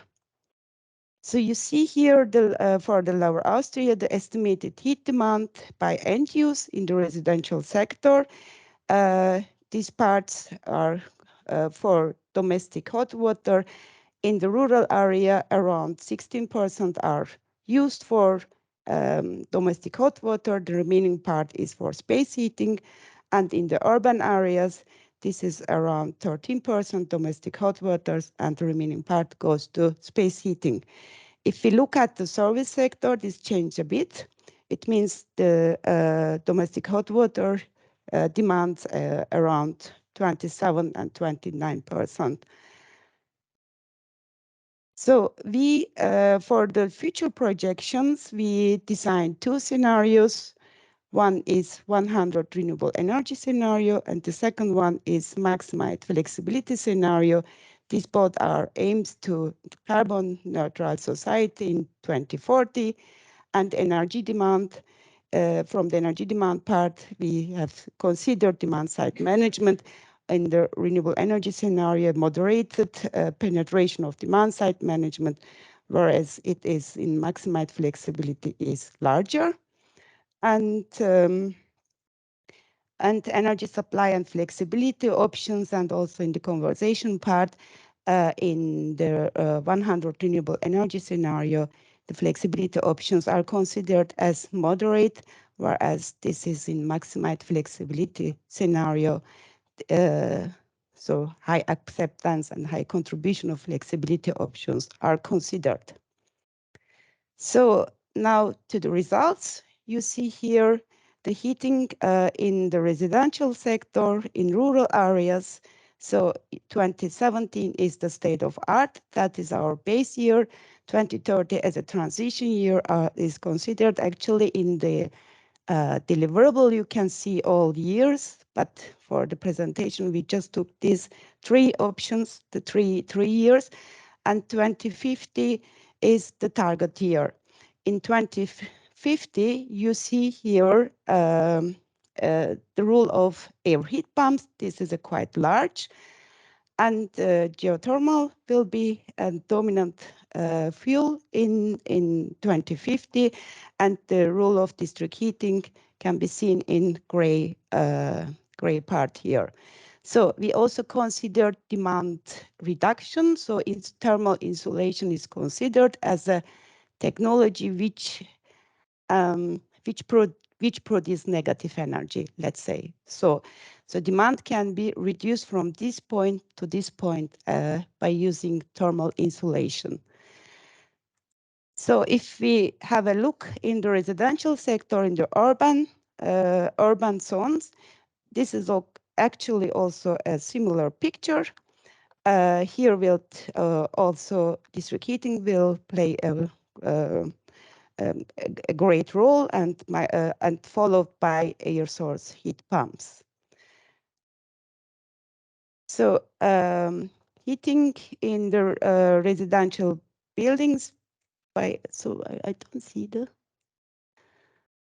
service buildings. Yes, this is the service buildings, and you can see in the service buildings and district heating actually will be dominant option for heat generation in both scenarios. So this will be followed wood biomass, what we call this as single boilers here in that case. In that case. If we look at the district heating in rural zones, what is actually the main aim of this study in general, we see in the maximized flexibility scenario, this orange part is covered CHP biomass. This is the mainly wood biomass. CHP will a great role in district heating, and will be also followed by heat pump in this scenario. So as I said before, in the renewable energy scenario, the district heating has a more share in the heating sector, and this will additionally have in the system also heat-only plants. This is also based on biomass, and also solar thermal. And this is also similar picture for the urban zones. So this CHP in the district heating dominating, and again heat pump is the second technology will play a great role. And if we will have a CHP a lot in the system, of course the electricity generation will be also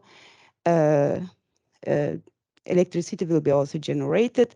And you can see for the rural zones, the electricity production in 2050, we achieve actually by these scenarios around a bit less than 1 terawatt hour. So if you consider for the Austrian case, electricity demand in 2030, around 80 terawatt hours, in 2050, around 100 terawatt hours, you can see the role of CHP alone in Lower Austria generated for the national electricity system.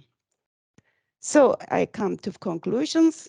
What we have learned from this study is the carbonization of heating for residential and service buildings in Lower Austria is possible by 2040, as it is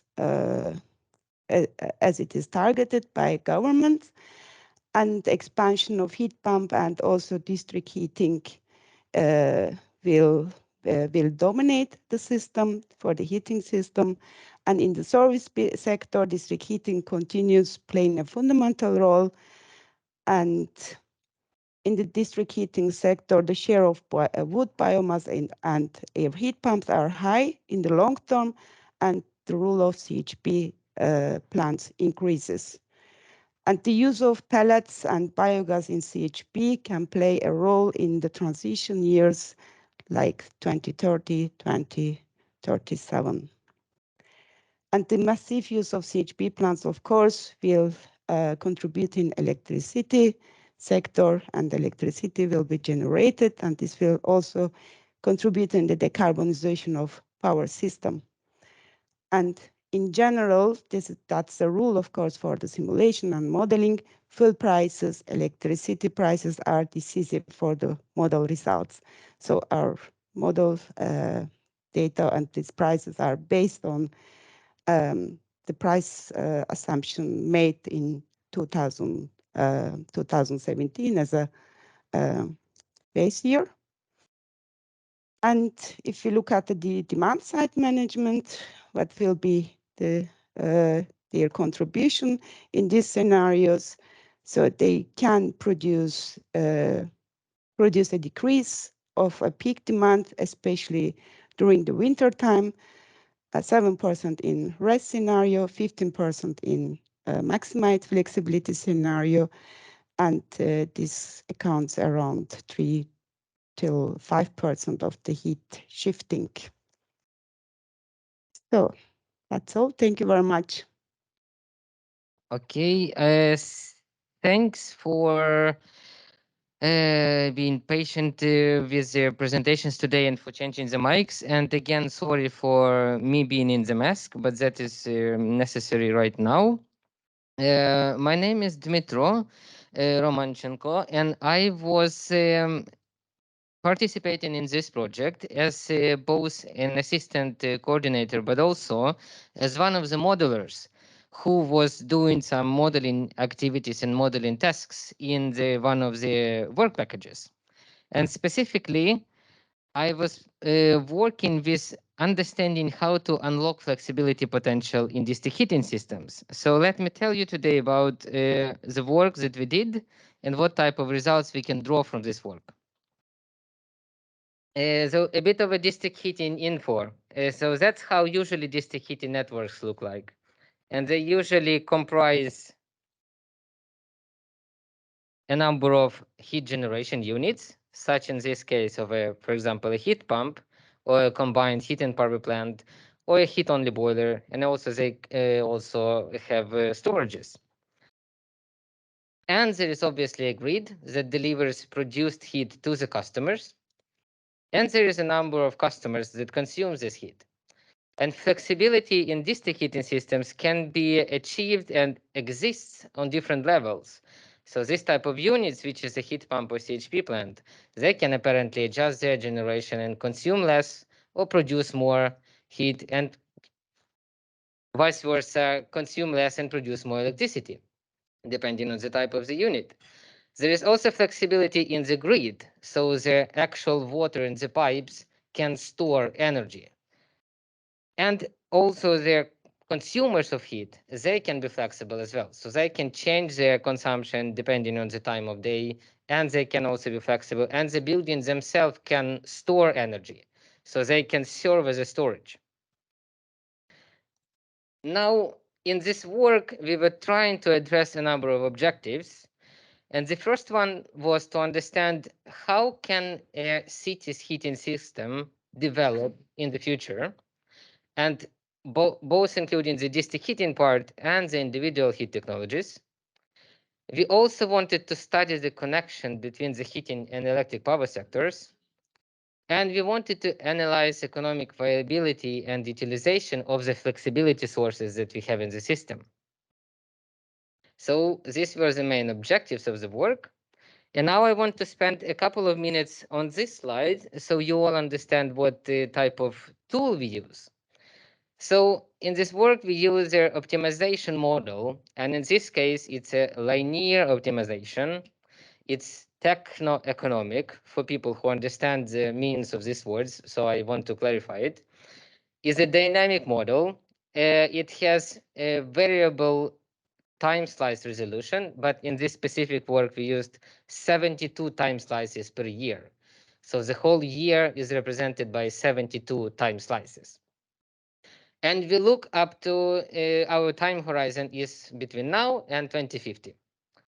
Now, what we do with this type of model is that we try to represent the existing heating sector of the city in the model using some set of parameters. So for example, if you have a district heating system now, you want to represent your units in terms of maximum capacity or installed capacity and the efficiency of the units and how much electricity to heat ratio, for example, CHP plants have, and so on. So we start by the so-called reference system, with the system that exists already now, and it's conversion units, as we can call them. We also represent the distribution grid, so meaning that we also give the model some estimations on how large are the losses in the network. And we represent the demand by disaggregating buildings. Buildings are the consumers of heat. In this case, we represented them as commercial and residential, and then we divided them by age, by type of use. So that is a reference case. And in the reference case, their available supply of heat should match the demand.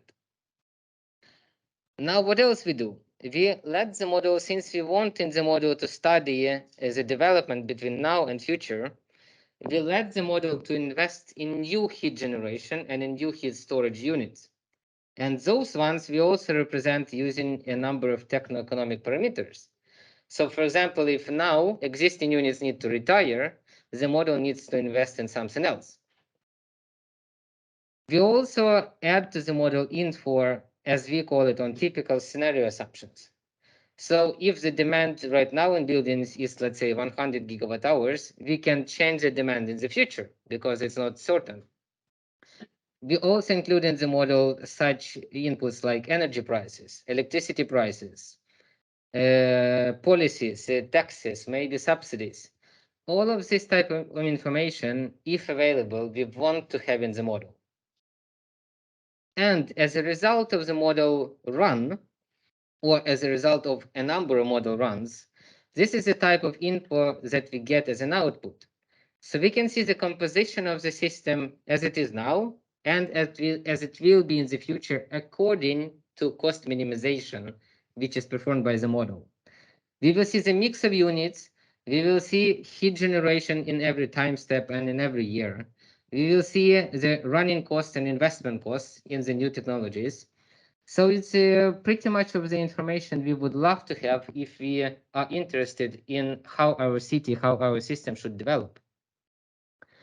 So this is a type of model that we developed and applied. Now we applied it to a specific case.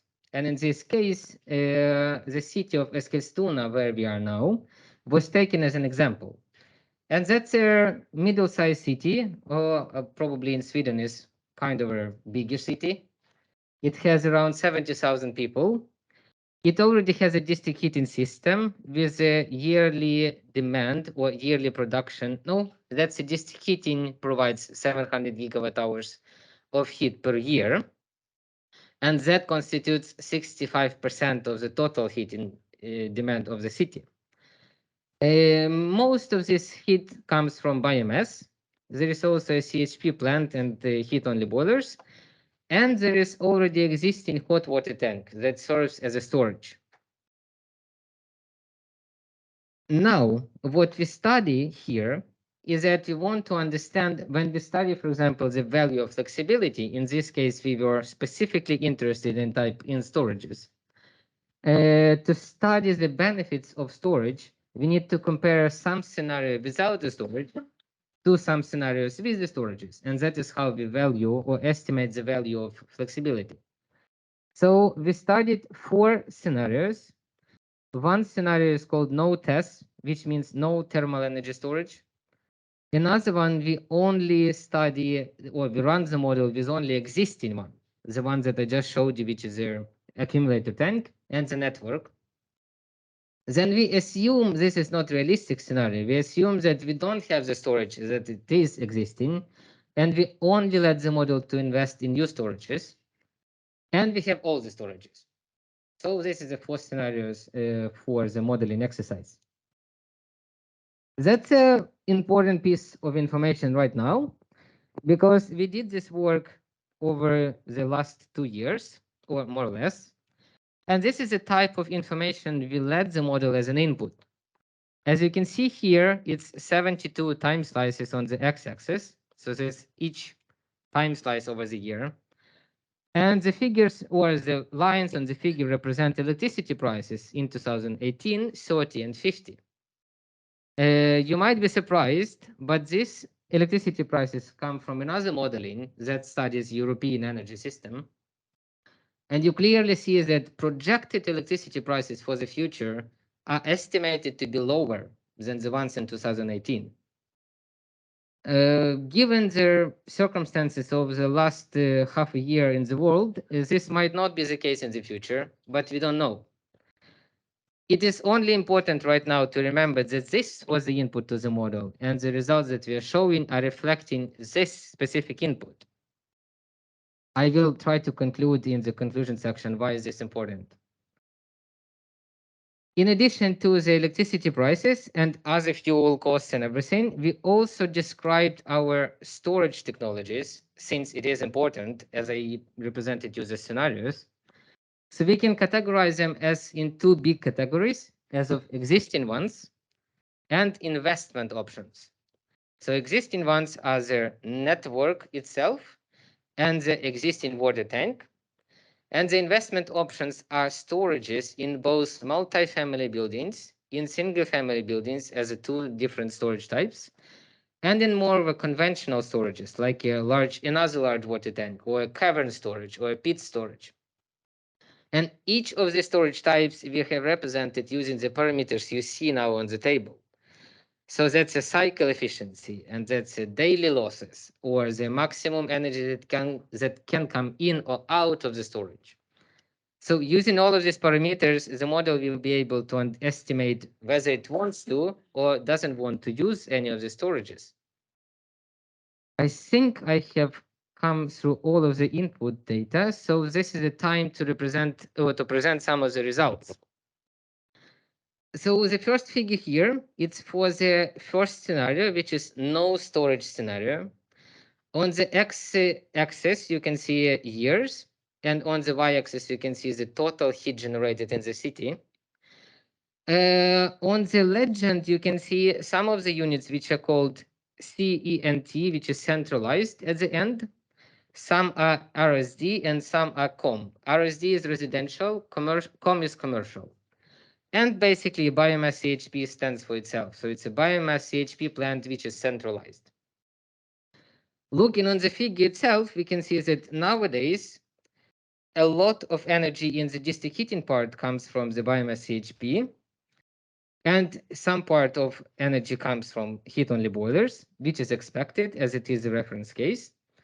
And approximately 30% of the heat demand in the city is covered by individual heat technologies. So that was all as an input data to the model, and the model just reflects that. But now the model can see how to supply this heat in each of these years here. And we can see that this type of the Dow modeling made a choice around year 2035 to decrease heat generation from the existing units and to start investing in centralized centralized air source heat pumps. And after the existing biomass-fired units are retired, the model chose to only run air source heat pumps as the centralized source of heat. We can also see that the distribution of individual heat sources changes a bit. There is even some biomass getting in the individual parts. But the most striking, not the most striking, but also interesting part about this figure is that the model didn't choose to reduce or expand district heating. So the shares between district heating and individual heating stays pretty much constant. And that is because the model saw their investment cost in expanding the network, and it decided not to expand it because it's too expensive. Again, this is the result according to all the inputs we gave to the model.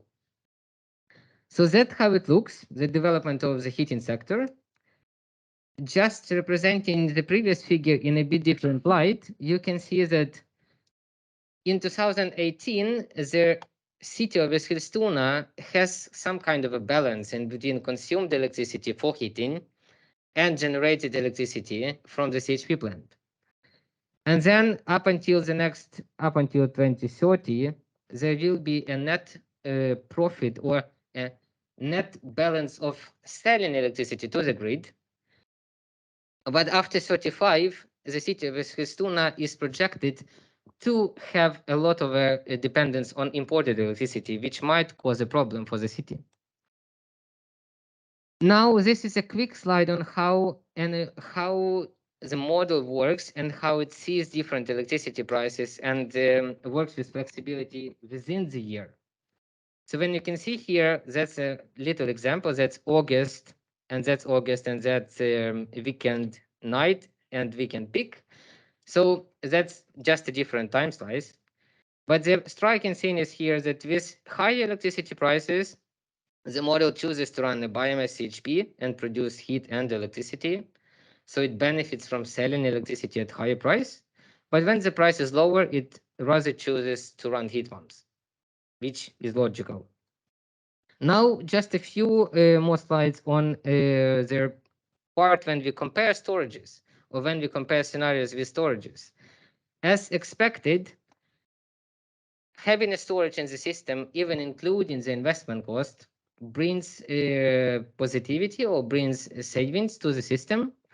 And then the higher savings we get when we both have existing storage and we let the model to invest in new storage. So we can bring the cost down by 1%, which doesn't look much, but given that this cost includes all the investments, so that's a few million euros. So that should be sufficient enough to make you interested. And this is basically how we can show the benefit of storages, not only in monetary terms, but how their duration curve of heat generation changes with the presence of a storage. And since in these two scenarios, when we invested in storage, the model invested in quite big borehole tests, we can see that the peak in heat generation dropped quite significantly during the days of the highest demand. So we can see that we can avoid peak generation using a storage. Now the main outcomes would be from me is that the times modeling is one of the tools that can be developed, and then it can be successfully applied to your city or to your system. We could also try to show that flexibility of, we try to investigate the flexibility of district heating towards the electric power sector, but also within the system. So like with and without storages. We can see that the heating sector of Eskilstuna, according to what we modeled, is expected to probably be dependent on heat pumps. But again, if you remember the figure where I showed which type of electricity prices we assumed, that is probably expected. But we would rather have more scenarios to study more possibilities. And we can conclude that having a storage is a great idea and you can save money if you invest in one. So that would be me. That's my presentation. And now I can straight away go to the next one. Hello, this is Vahidnik from Chalmers University of Technology. Today I'm presenting results of work package 3 in Flexi-Sync project. So some of the results, not all the results. And work package 3 is mainly about climate flexibility and resilience of energy solutions. Technically, we account for climate change. So as we know, climate change changing and we have this global warming, and this is because of the emissions that we have in the atmosphere. So there are numerical models or numerical simulations that project future climate conditions, and there are several assumptions and scenarios that will affect the generated future climate data. So we cannot rely on only one future climate scenario. We need to look into several future climate scenarios. And we are looking into quite long periods. For example, in this work, we have looked into 2010 till 2099, something around 90 years. And with the spatial resolution, of 12.5 kilometer and temporal resolution of 1 hour. So when we are dealing with this future climate scenarios, the two major challenges are big uncertainties because of having different climate models, different boundary conditions, different initial conditions and assumptions, and then also working with large data sets. So to cope with these challenges, we have developed our own approaches to decrease the number of simulations, meanwhile do not miss these extreme climate conditions and climate variations, because these variations at at high temporal resolution and extreme events are those that push the limits of our systems. So in this work, we have considered 13 future climate scenarios, and we divide the 90-year period into three 30-year periods. So for each 30-year period, we look into 13 climate scenarios and multiply by 30 years. So then technically we look into 390 years representing 1 year, which is called near future, mid future, and far future. So for each period, we are generating one typical downscale year or TDY, which represent a typical condition, one extreme cold year, and one extreme warm year. Then we do the analysis based on these extreme conditions. So what we do is connecting these future climate models to our energy analysis, and meanwhile, for this connection, we develop several of our own methods and approaches. We have also done further analysis, not only looking into this 12.5 kilometer spatial resolution, but a bit deeper for some cases by generating these urban climate models. So I'm not talking about these urban climate models today, but there are several works published, so you're welcome to check them. So by having past climate data and energy demand of buildings, we adopt this linear regression to generate future heating demand based on future climate conditions.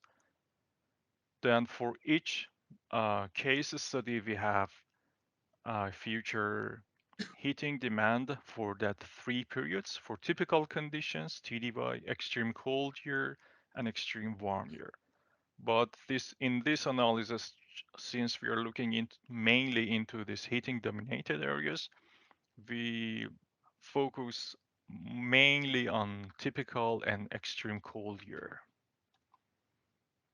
So if we divide the year into 12 months, then as you can see, we have this distribution of heating demand, for example, for past climate. The first one here is past climate. Then for typical conditions, for extreme cold conditions and extreme warm year. So naturally, heating demand is much larger when we have extreme cold year and much smaller when we have extreme warm year. And typical conditions is something in between. The important thing is that each of these cases are plausible or are possible in the future because all the climate models are verified and all the assumptions are based on different scenarios that may happen in the future. So each of these are possible or plausible, therefore we cannot neglect them. So when we come to discuss climate flexibility and climate resilience, first of all, these concepts are new, especially in the energy field. There are no clear or standard definitions, and we can define based on the needs of the work or the project, and then we can create our own indicators. So here, let's say, for example, a main difference that is between resilience and flexibility is that when we are discussing resilience, we should talk about this low probability, high impact scenarios, or sometimes they call it high impact, low probable scenarios, or HILPS. Also, this one is not usually discussed when we are talking about flexibility. So if we want to have a climate resilient system, we need to address extreme events. This is not necessarily needed when we are planning for having a climate flexible or flexible energy system. So that is a big difference here. So having this in mind, we have adopted, let's say, our new approaches here to assess climate resilience and flexibility. In this figure, we are looking, first of all, the one on the left compares the actual condition or past conditions with typical scenarios. So we have future conditions when we are looking into typical conditions. And on the right, we have future conditions when we are having this extreme cold year. So as you can see, the values are much bigger. If you check the scale, the values are much bigger when we have this extreme cold year compared to typical year. So here, if you're looking into 90th percentile, in many cases, when we are planning for flexibility, we look into the 90th percentile of the demand. So if we compare this 90th percentile here for past climate and typical climate, this is near future, 2010 till 2039. So the values are quite similar. Even for near future, we have lower values for 90th percentile, which makes sense because on average, the heating demand will decrease because we will have a warmer climate. And here, the green one shows the standard deviations, and the black one shows the average values. But if we look into extreme cold year and compare that with past climate, we see that the percentiles for the extreme cold year are much larger than those, this red line, those for past conditions, sorry. But the interesting thing here is that if we look into the average conditions for extreme cold year, it's at almost at the same level of 90th percentile for past. So somehow it tells us that if we plan for 90th percentile of past or current climate, we somehow meet the requirements if we get this extreme cold year, the average conditions, okay, on average. But we may not, because of this 90th percentile, we will not address the extremes because still there is a big difference. So having this in mind, here we are looking into the relative difference on the monthly average. Here we have on top and 90th percentile for heating demand for 2 periods. So for example, here we are looking into mid future and here on the right far future and check how much this monthly average and percentile, for example here for typical condition, monthly average, how much this has decreased compared to the near future, 2010 to 2039. Anyhow, both of these shows that both the average conditions and the extreme conditions are decreasing by time. So that's good news for heating dominated areas. So there will be less average heating demand and less extreme values. But still, we need to plan for this resilience. We need some indicators. So we have defined this new or let's say novel indicators. One is CFI, Climate Flexibility Indicator, and the other one is CRI, Climate Resilience Indicator. So for climate flexibility indicator, we are looking in the percentage of the difference for heating demand for the near future when we have these typical conditions and the difference from the mean values. If you remember here, we were comparing these mean values. Mean values are reaching here. So for flexibility, we are looking into these mean values, comparing the mean value of the extreme year with the percentile 90th percentile of the typical conditions for near future and see how big is the difference there. For resilience, we are looking into this curve. We compare this curve with the near future typical conditions. So if you look at these two indicators for different cities, let's say here is Eskilstuna and Maria Loch in Austria. So we see that if we are looking into this climate flexibility indicator, the positive values are good. It means that, okay, we are meeting this flexibility indicator.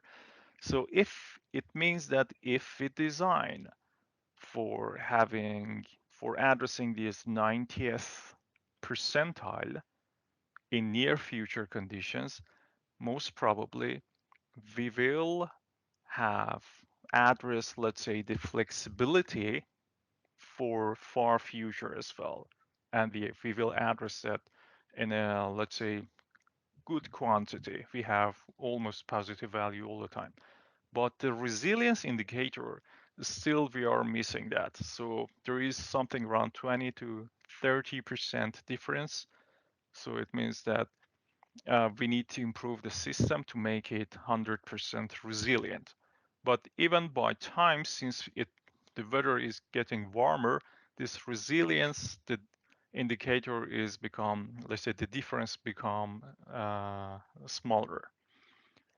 And likewise here for the other figure. So if you're looking into the analysis, that the analysis we have done based on energy demand and considering the 90th percentile for near future, if we design for that, then we can have climate flexible system in the future because we have mostly positive climate flexibility indicators, but we cannot have 100% climate resilient systems. Around 20 to 30% uncertainty is there because of having that negative climate resilience indicators. So accepting this risk depends on the opinion of the designers and decision makers for sure. So this is a very brief overview of the work that we have done. Thank you for your attention. And if you have questions, please feel free to contact me. Thank you very much. Okay, so the third block is over. We listened our speakers regarding the system perspective on flexibility. That was very interesting to see the research results of the models that were developed during the project. Also, and I will check if we have questions in the Q&A part. There is one question. See, I will say the question out loud. So, hello everybody, concerning the control and the use of the thermal flexibility of buildings. As far as I understood from the slides in the first section, in the project, the thermal load to the building is reduced by setting some kind of power limit at the substation for a defined time. If so, how can you actively utilize the buildings as thermal storage since there's no direct charge command available? Okay. I think it's for, I can answer that one. Yeah. I will be just giving you two. Yeah, thank you. So the flexibility works in a way that we have set up an integration towards the control system in the building. So when we're planning the production from the energy company's perspective, we decide how much the building should go down in heat demand from what it normally would consume at those conditions. So this signal is sent to the control system to know that it actuates the control in the building. And what they actually do is reduce the heat transfer to the building during those times. So it is actually a control system that goes all the way to the building and affects the heat transfer through the heat exchanger, practically reducing the supply temperature on the secondary side, what reaches the radiator. So in that sense, the building acts as a thermal storage if you see it as like a superposition of what it would or otherwise consume. So during a period, it will consume less. During another period, it will consume more. So then we will increase the supply temperature to the radiator system, and the building's thermal mass will recharge. But it never sends heat back to the district heating system. It's just that we modulate the demand. I'm not 100% sure if that fully answered the question, but I think we actually actively control the heating in the building. That is the core of the answer. So please follow it up in the chat if there's a further question on that area. So since this was a question about the first section, I see that we smoothly had a transition to the Q&A session.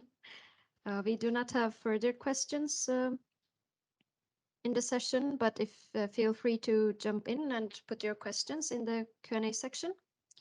So which will we can give around like maybe 5 minutes to see, and otherwise we will continue with closing remarks quite shortly around 2:30.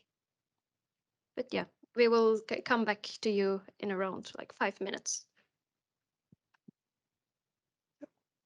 Hello again. We have been waiting for the questions through the online audience, but now we haven't received any more, but we have question from the audience.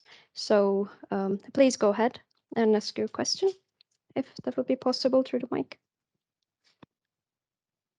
Okay, first of all, I would like to say thank you. Thank you for interesting presentations. I'm truly inspired, and I hope that we will continue this work in the future.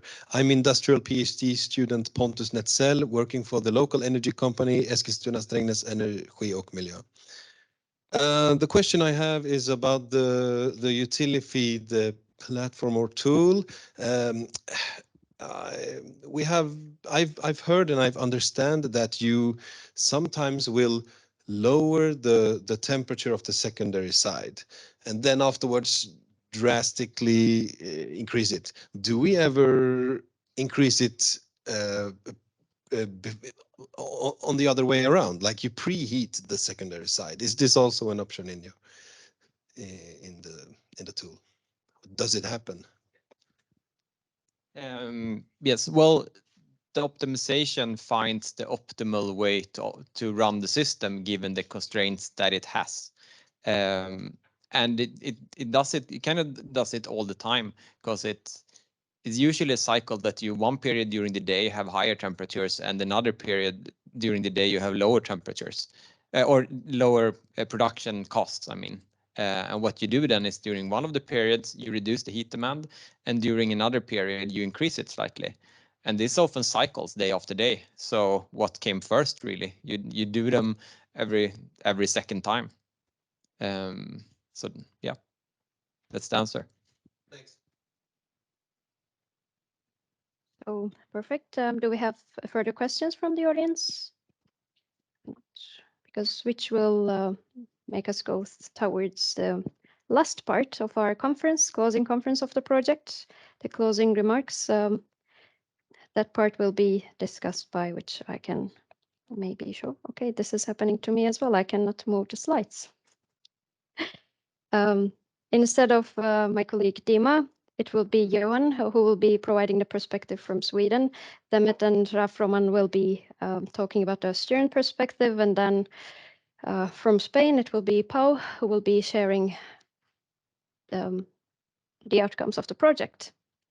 So the session will not start at 2:30 instead now. So I can have either all of you at the stage, or what you prefer. According to your preference, it will be Pau who will be starting. That's nice. I will be sharing one last slide. If you could. Actually, it's Demet that is going to start. Yes. So thank you very much to give me this possibility to give some speech on the closing this project. So from the Austrian perspective, we can say actually this has been a lot of things already said before. We have in Austria around 2,400 small district heating, biomass-based small district heating systems. And these are close to either to their lifetime or they are operated with low efficiency. And if you consider this amount, actually, there is a huge potential to use district heating systems, especially also from the rural part, combining with heat pumps and CHP and with other also demand side management, other options, also to use these flexibility options to contribute in electricity system.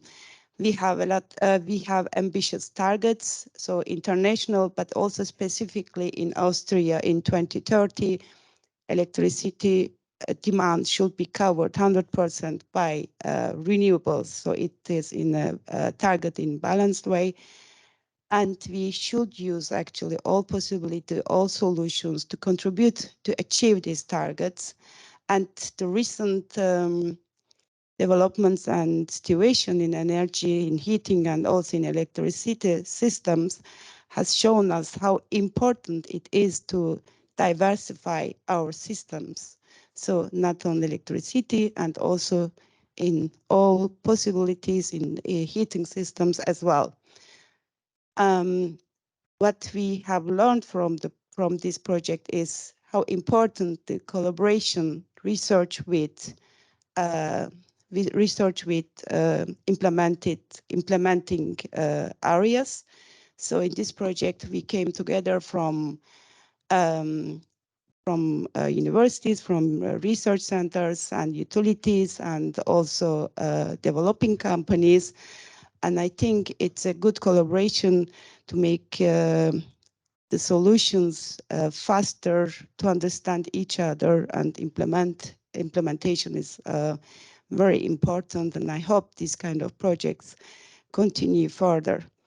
One aspect I want to mention here is we used a lot of simulation and models, and a model is as good as if the data are good and reliable.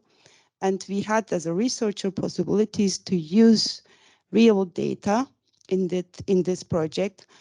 And my wish is actually in general to be able to use this kind of real data, not only within a specific project and also after the project, taking possibilities from the companies to use this data further, because transition is emerging issue and we should not lose a lot of time for gathering the data from the scratch.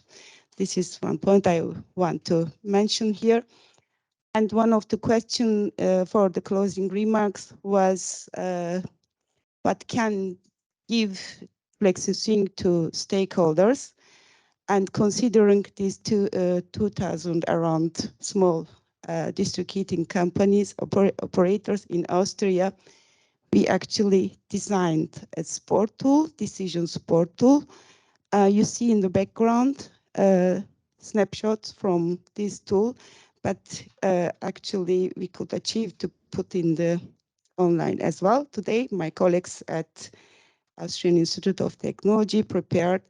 So with this tool, we want to support small district heating companies, biomass especially, mainly biomass boiler, operated district heating companies, the possibilities to integrate heat pump and CHP, and also other options like PV.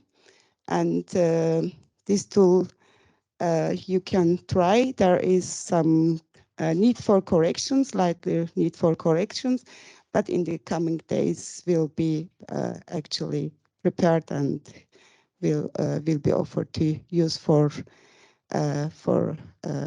audience. So please feel free to try this tool, and yeah, it will give you some insights to early bird insights for trying integrating of CHP and heat pump and PV into your system and the economics of this integration. Thank you very much. That's all from my side. It was a pleasure to work at this project, and I'm looking forward to further collaborations. Okay, hello everybody, good afternoon. Also happy to be here speaking on Flexi-Sync a bit. My name is Ralf Roman-Schmidt. I'm a colleague at AIT. I was a bit involved in the project, but what I'm trying to bring in now is a bit the perspective of the IEA DHC Annex Tier 3. It's an annex within the IEA DHC program on hybrid energy networks that I was managing for the last few years. And some of the results I just would like to briefly introduce. The guidebook will be published hopefully in December. So it's in the final phase of being finalized, but I have some early results that are very relevant for Flexi-Sync. One thing we did was a SWOT assessment, so an analysis of the strengths, weaknesses, opportunities, and threats for hybrid energy networks. So a hybrid energy network is a connection between a smart electricity grid, a smart district heating grid, and also a smart gas grid. I would like to emphasize that's not only heat pump integration. A hybrid network, in my point of view, is more than just integrating a heat pump. However, some results, and just giving you some top results of our survey we did on the different aspects. System flexibility, obviously, that is in the title of Flexi-Sync. So this is an important property of hybrid energy networks. You have the opportunity to shift electricity from the energy from the electricity to the heating network. You can use power to gas, make hydrogen if you have too much electricity, or cheap electricity.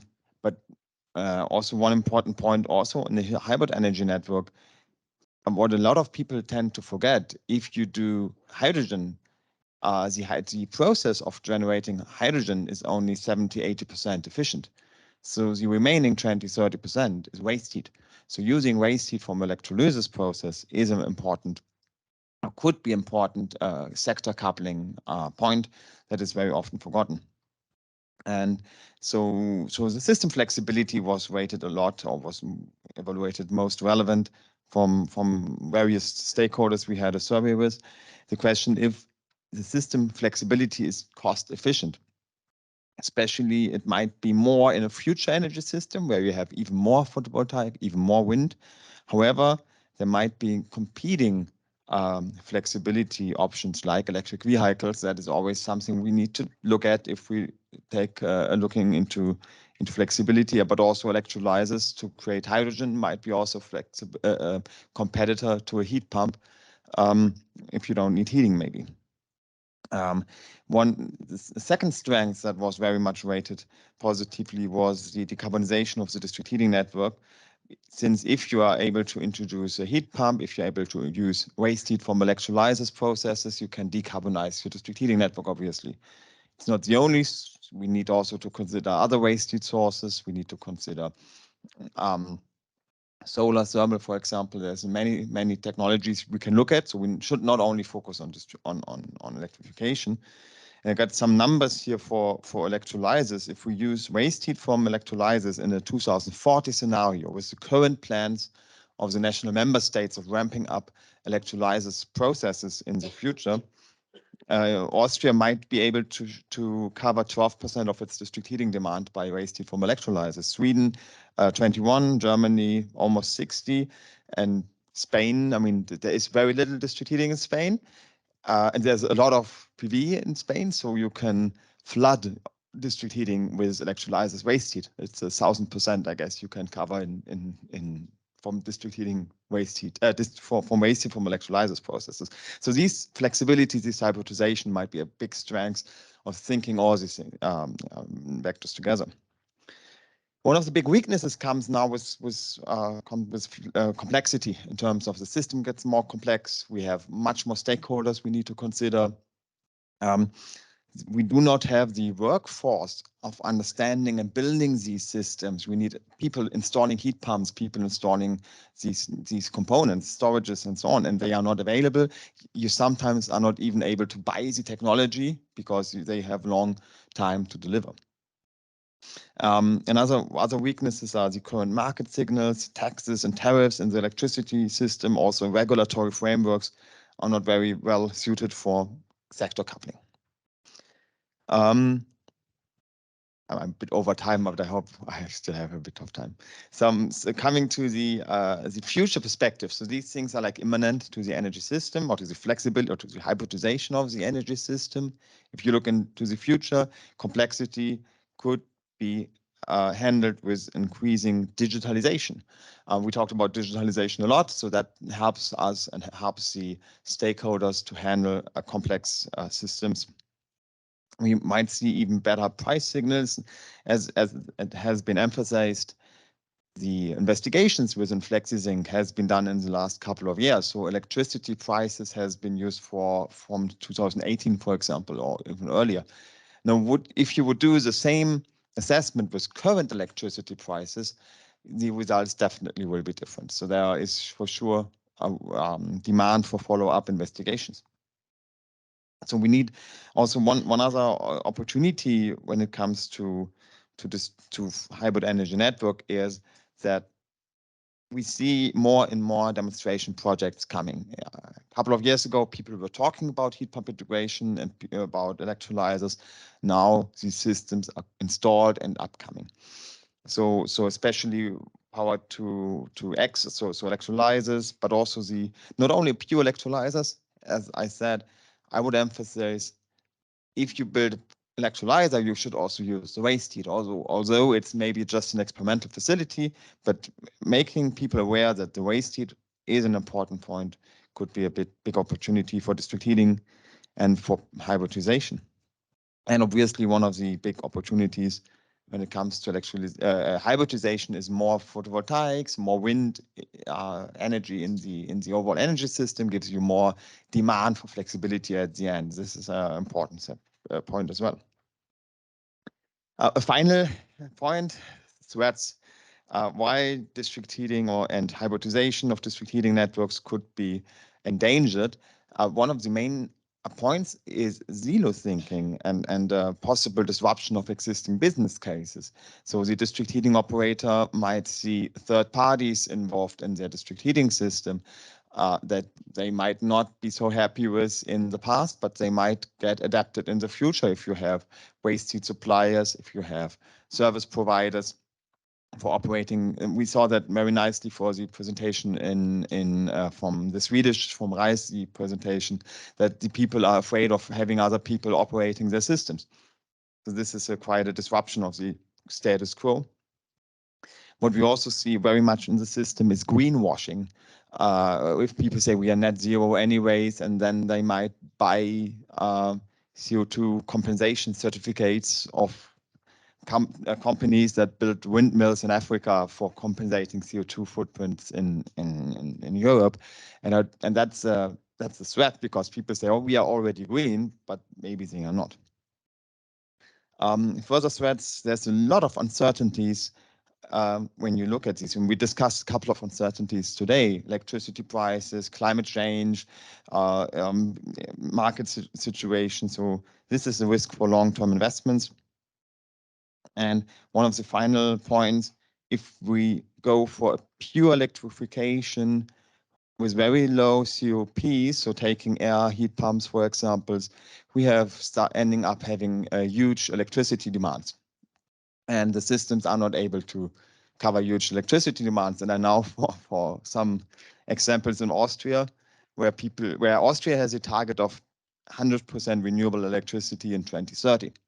Now energy providers that says, oh, don't build in a heat pump, please build in a gas boiler, because if you would build in a heat pump, we would not be able to reach our 2030 targets, because then we would have additional electricity demand and we're not able to cover our 2030 targets. So they ask people to build gas boilers, and we should not have these kind of things. So we should have a clear strategy for more renewable electricity, and that is sometimes in some regions in Austria, at least, I know that this is difficult to build new wind installations, for example. That was a bit long, but I hope the guidebook will be available, as I said, in December. It's at the moment under review process. So I'm going to share the information, and we also will include Flexi-Sync results in the guidebook. So yeah, thanks for your attention. Thank you, Ralph. Hi, good afternoon. I'm Pau Cortés, and I'm talking on behalf of Sampol, an engineering company, and we coordinate the Spanish pilot. It's in Parbit. This is a scheme of the pilots and the people that has collaborated during the project. And the pilot consists in a power plant that co-generates hot water, cold water, and electricity, and supplies the water, cold and hot water, to Parbit Technological Park and the University of the Balearic Islands.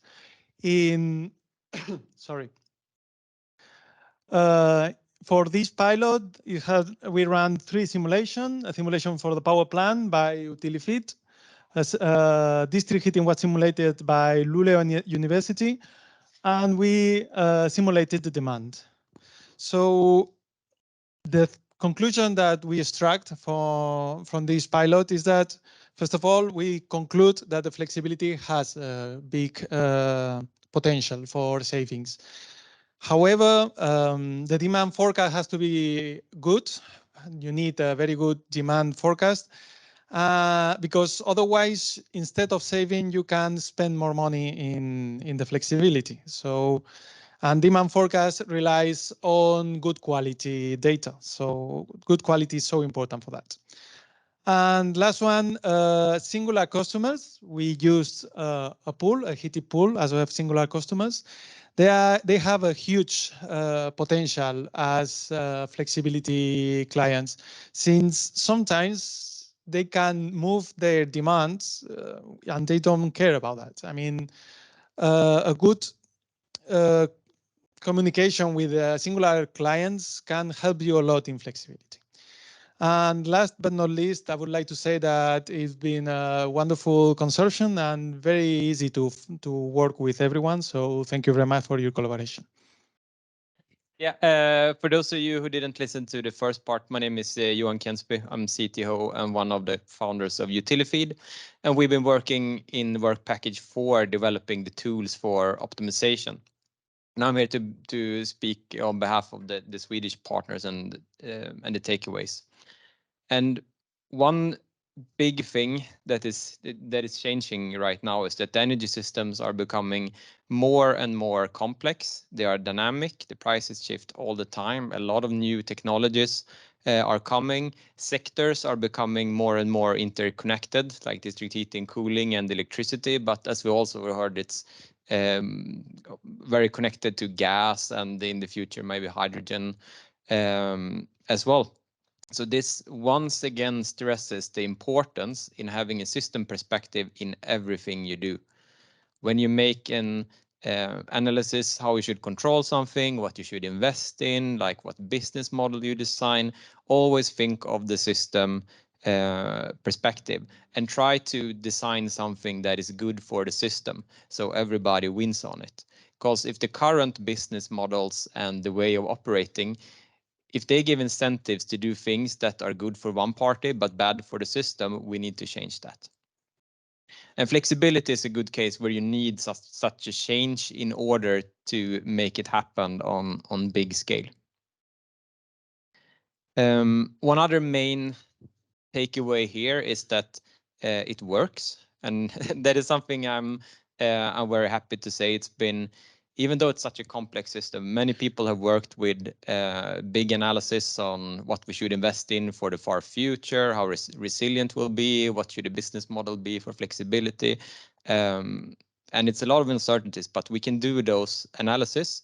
And even though there are uncertainties, it's the best input you have for your actions. And we're also very happy that it worked in practice. We actually managed to send the control signal all the way to a building that regulated its heat pump or its heat demand from a system perspective. So I think the takeaway or what to do now for stakeholders is to act. There are large savings, environmental and economical, that can be made in the energy system, and you need to look at the results. And if you don't know how to proceed further, then just come to talk to us. There are many parties in the project who have this experience and knowledge on how to design and operate these systems. Because not acting is also a choice. And even though all the scenarios and all the investments options might be tricky to navigate, and you might not find a perfect solution, you're still also comparing it to not acting, which is often a pretty bad solution. So that's my main advice. So go back, have a look at your own system, see how does this apply, and then come talk to us partners in the project, and we're ready to help you. Okay. One last comment, I guess, because it seems like we have gotten through everything that has been planned for the conference. And for the people who were watching online, again, just a repetition, here was the name of the project, Flexi-Sync. There are a number of reports ready. We will be making the final reporting by the mid-October. And we, on this note, would like to thank everyone who has joined online. And I guess we can stop the recording then.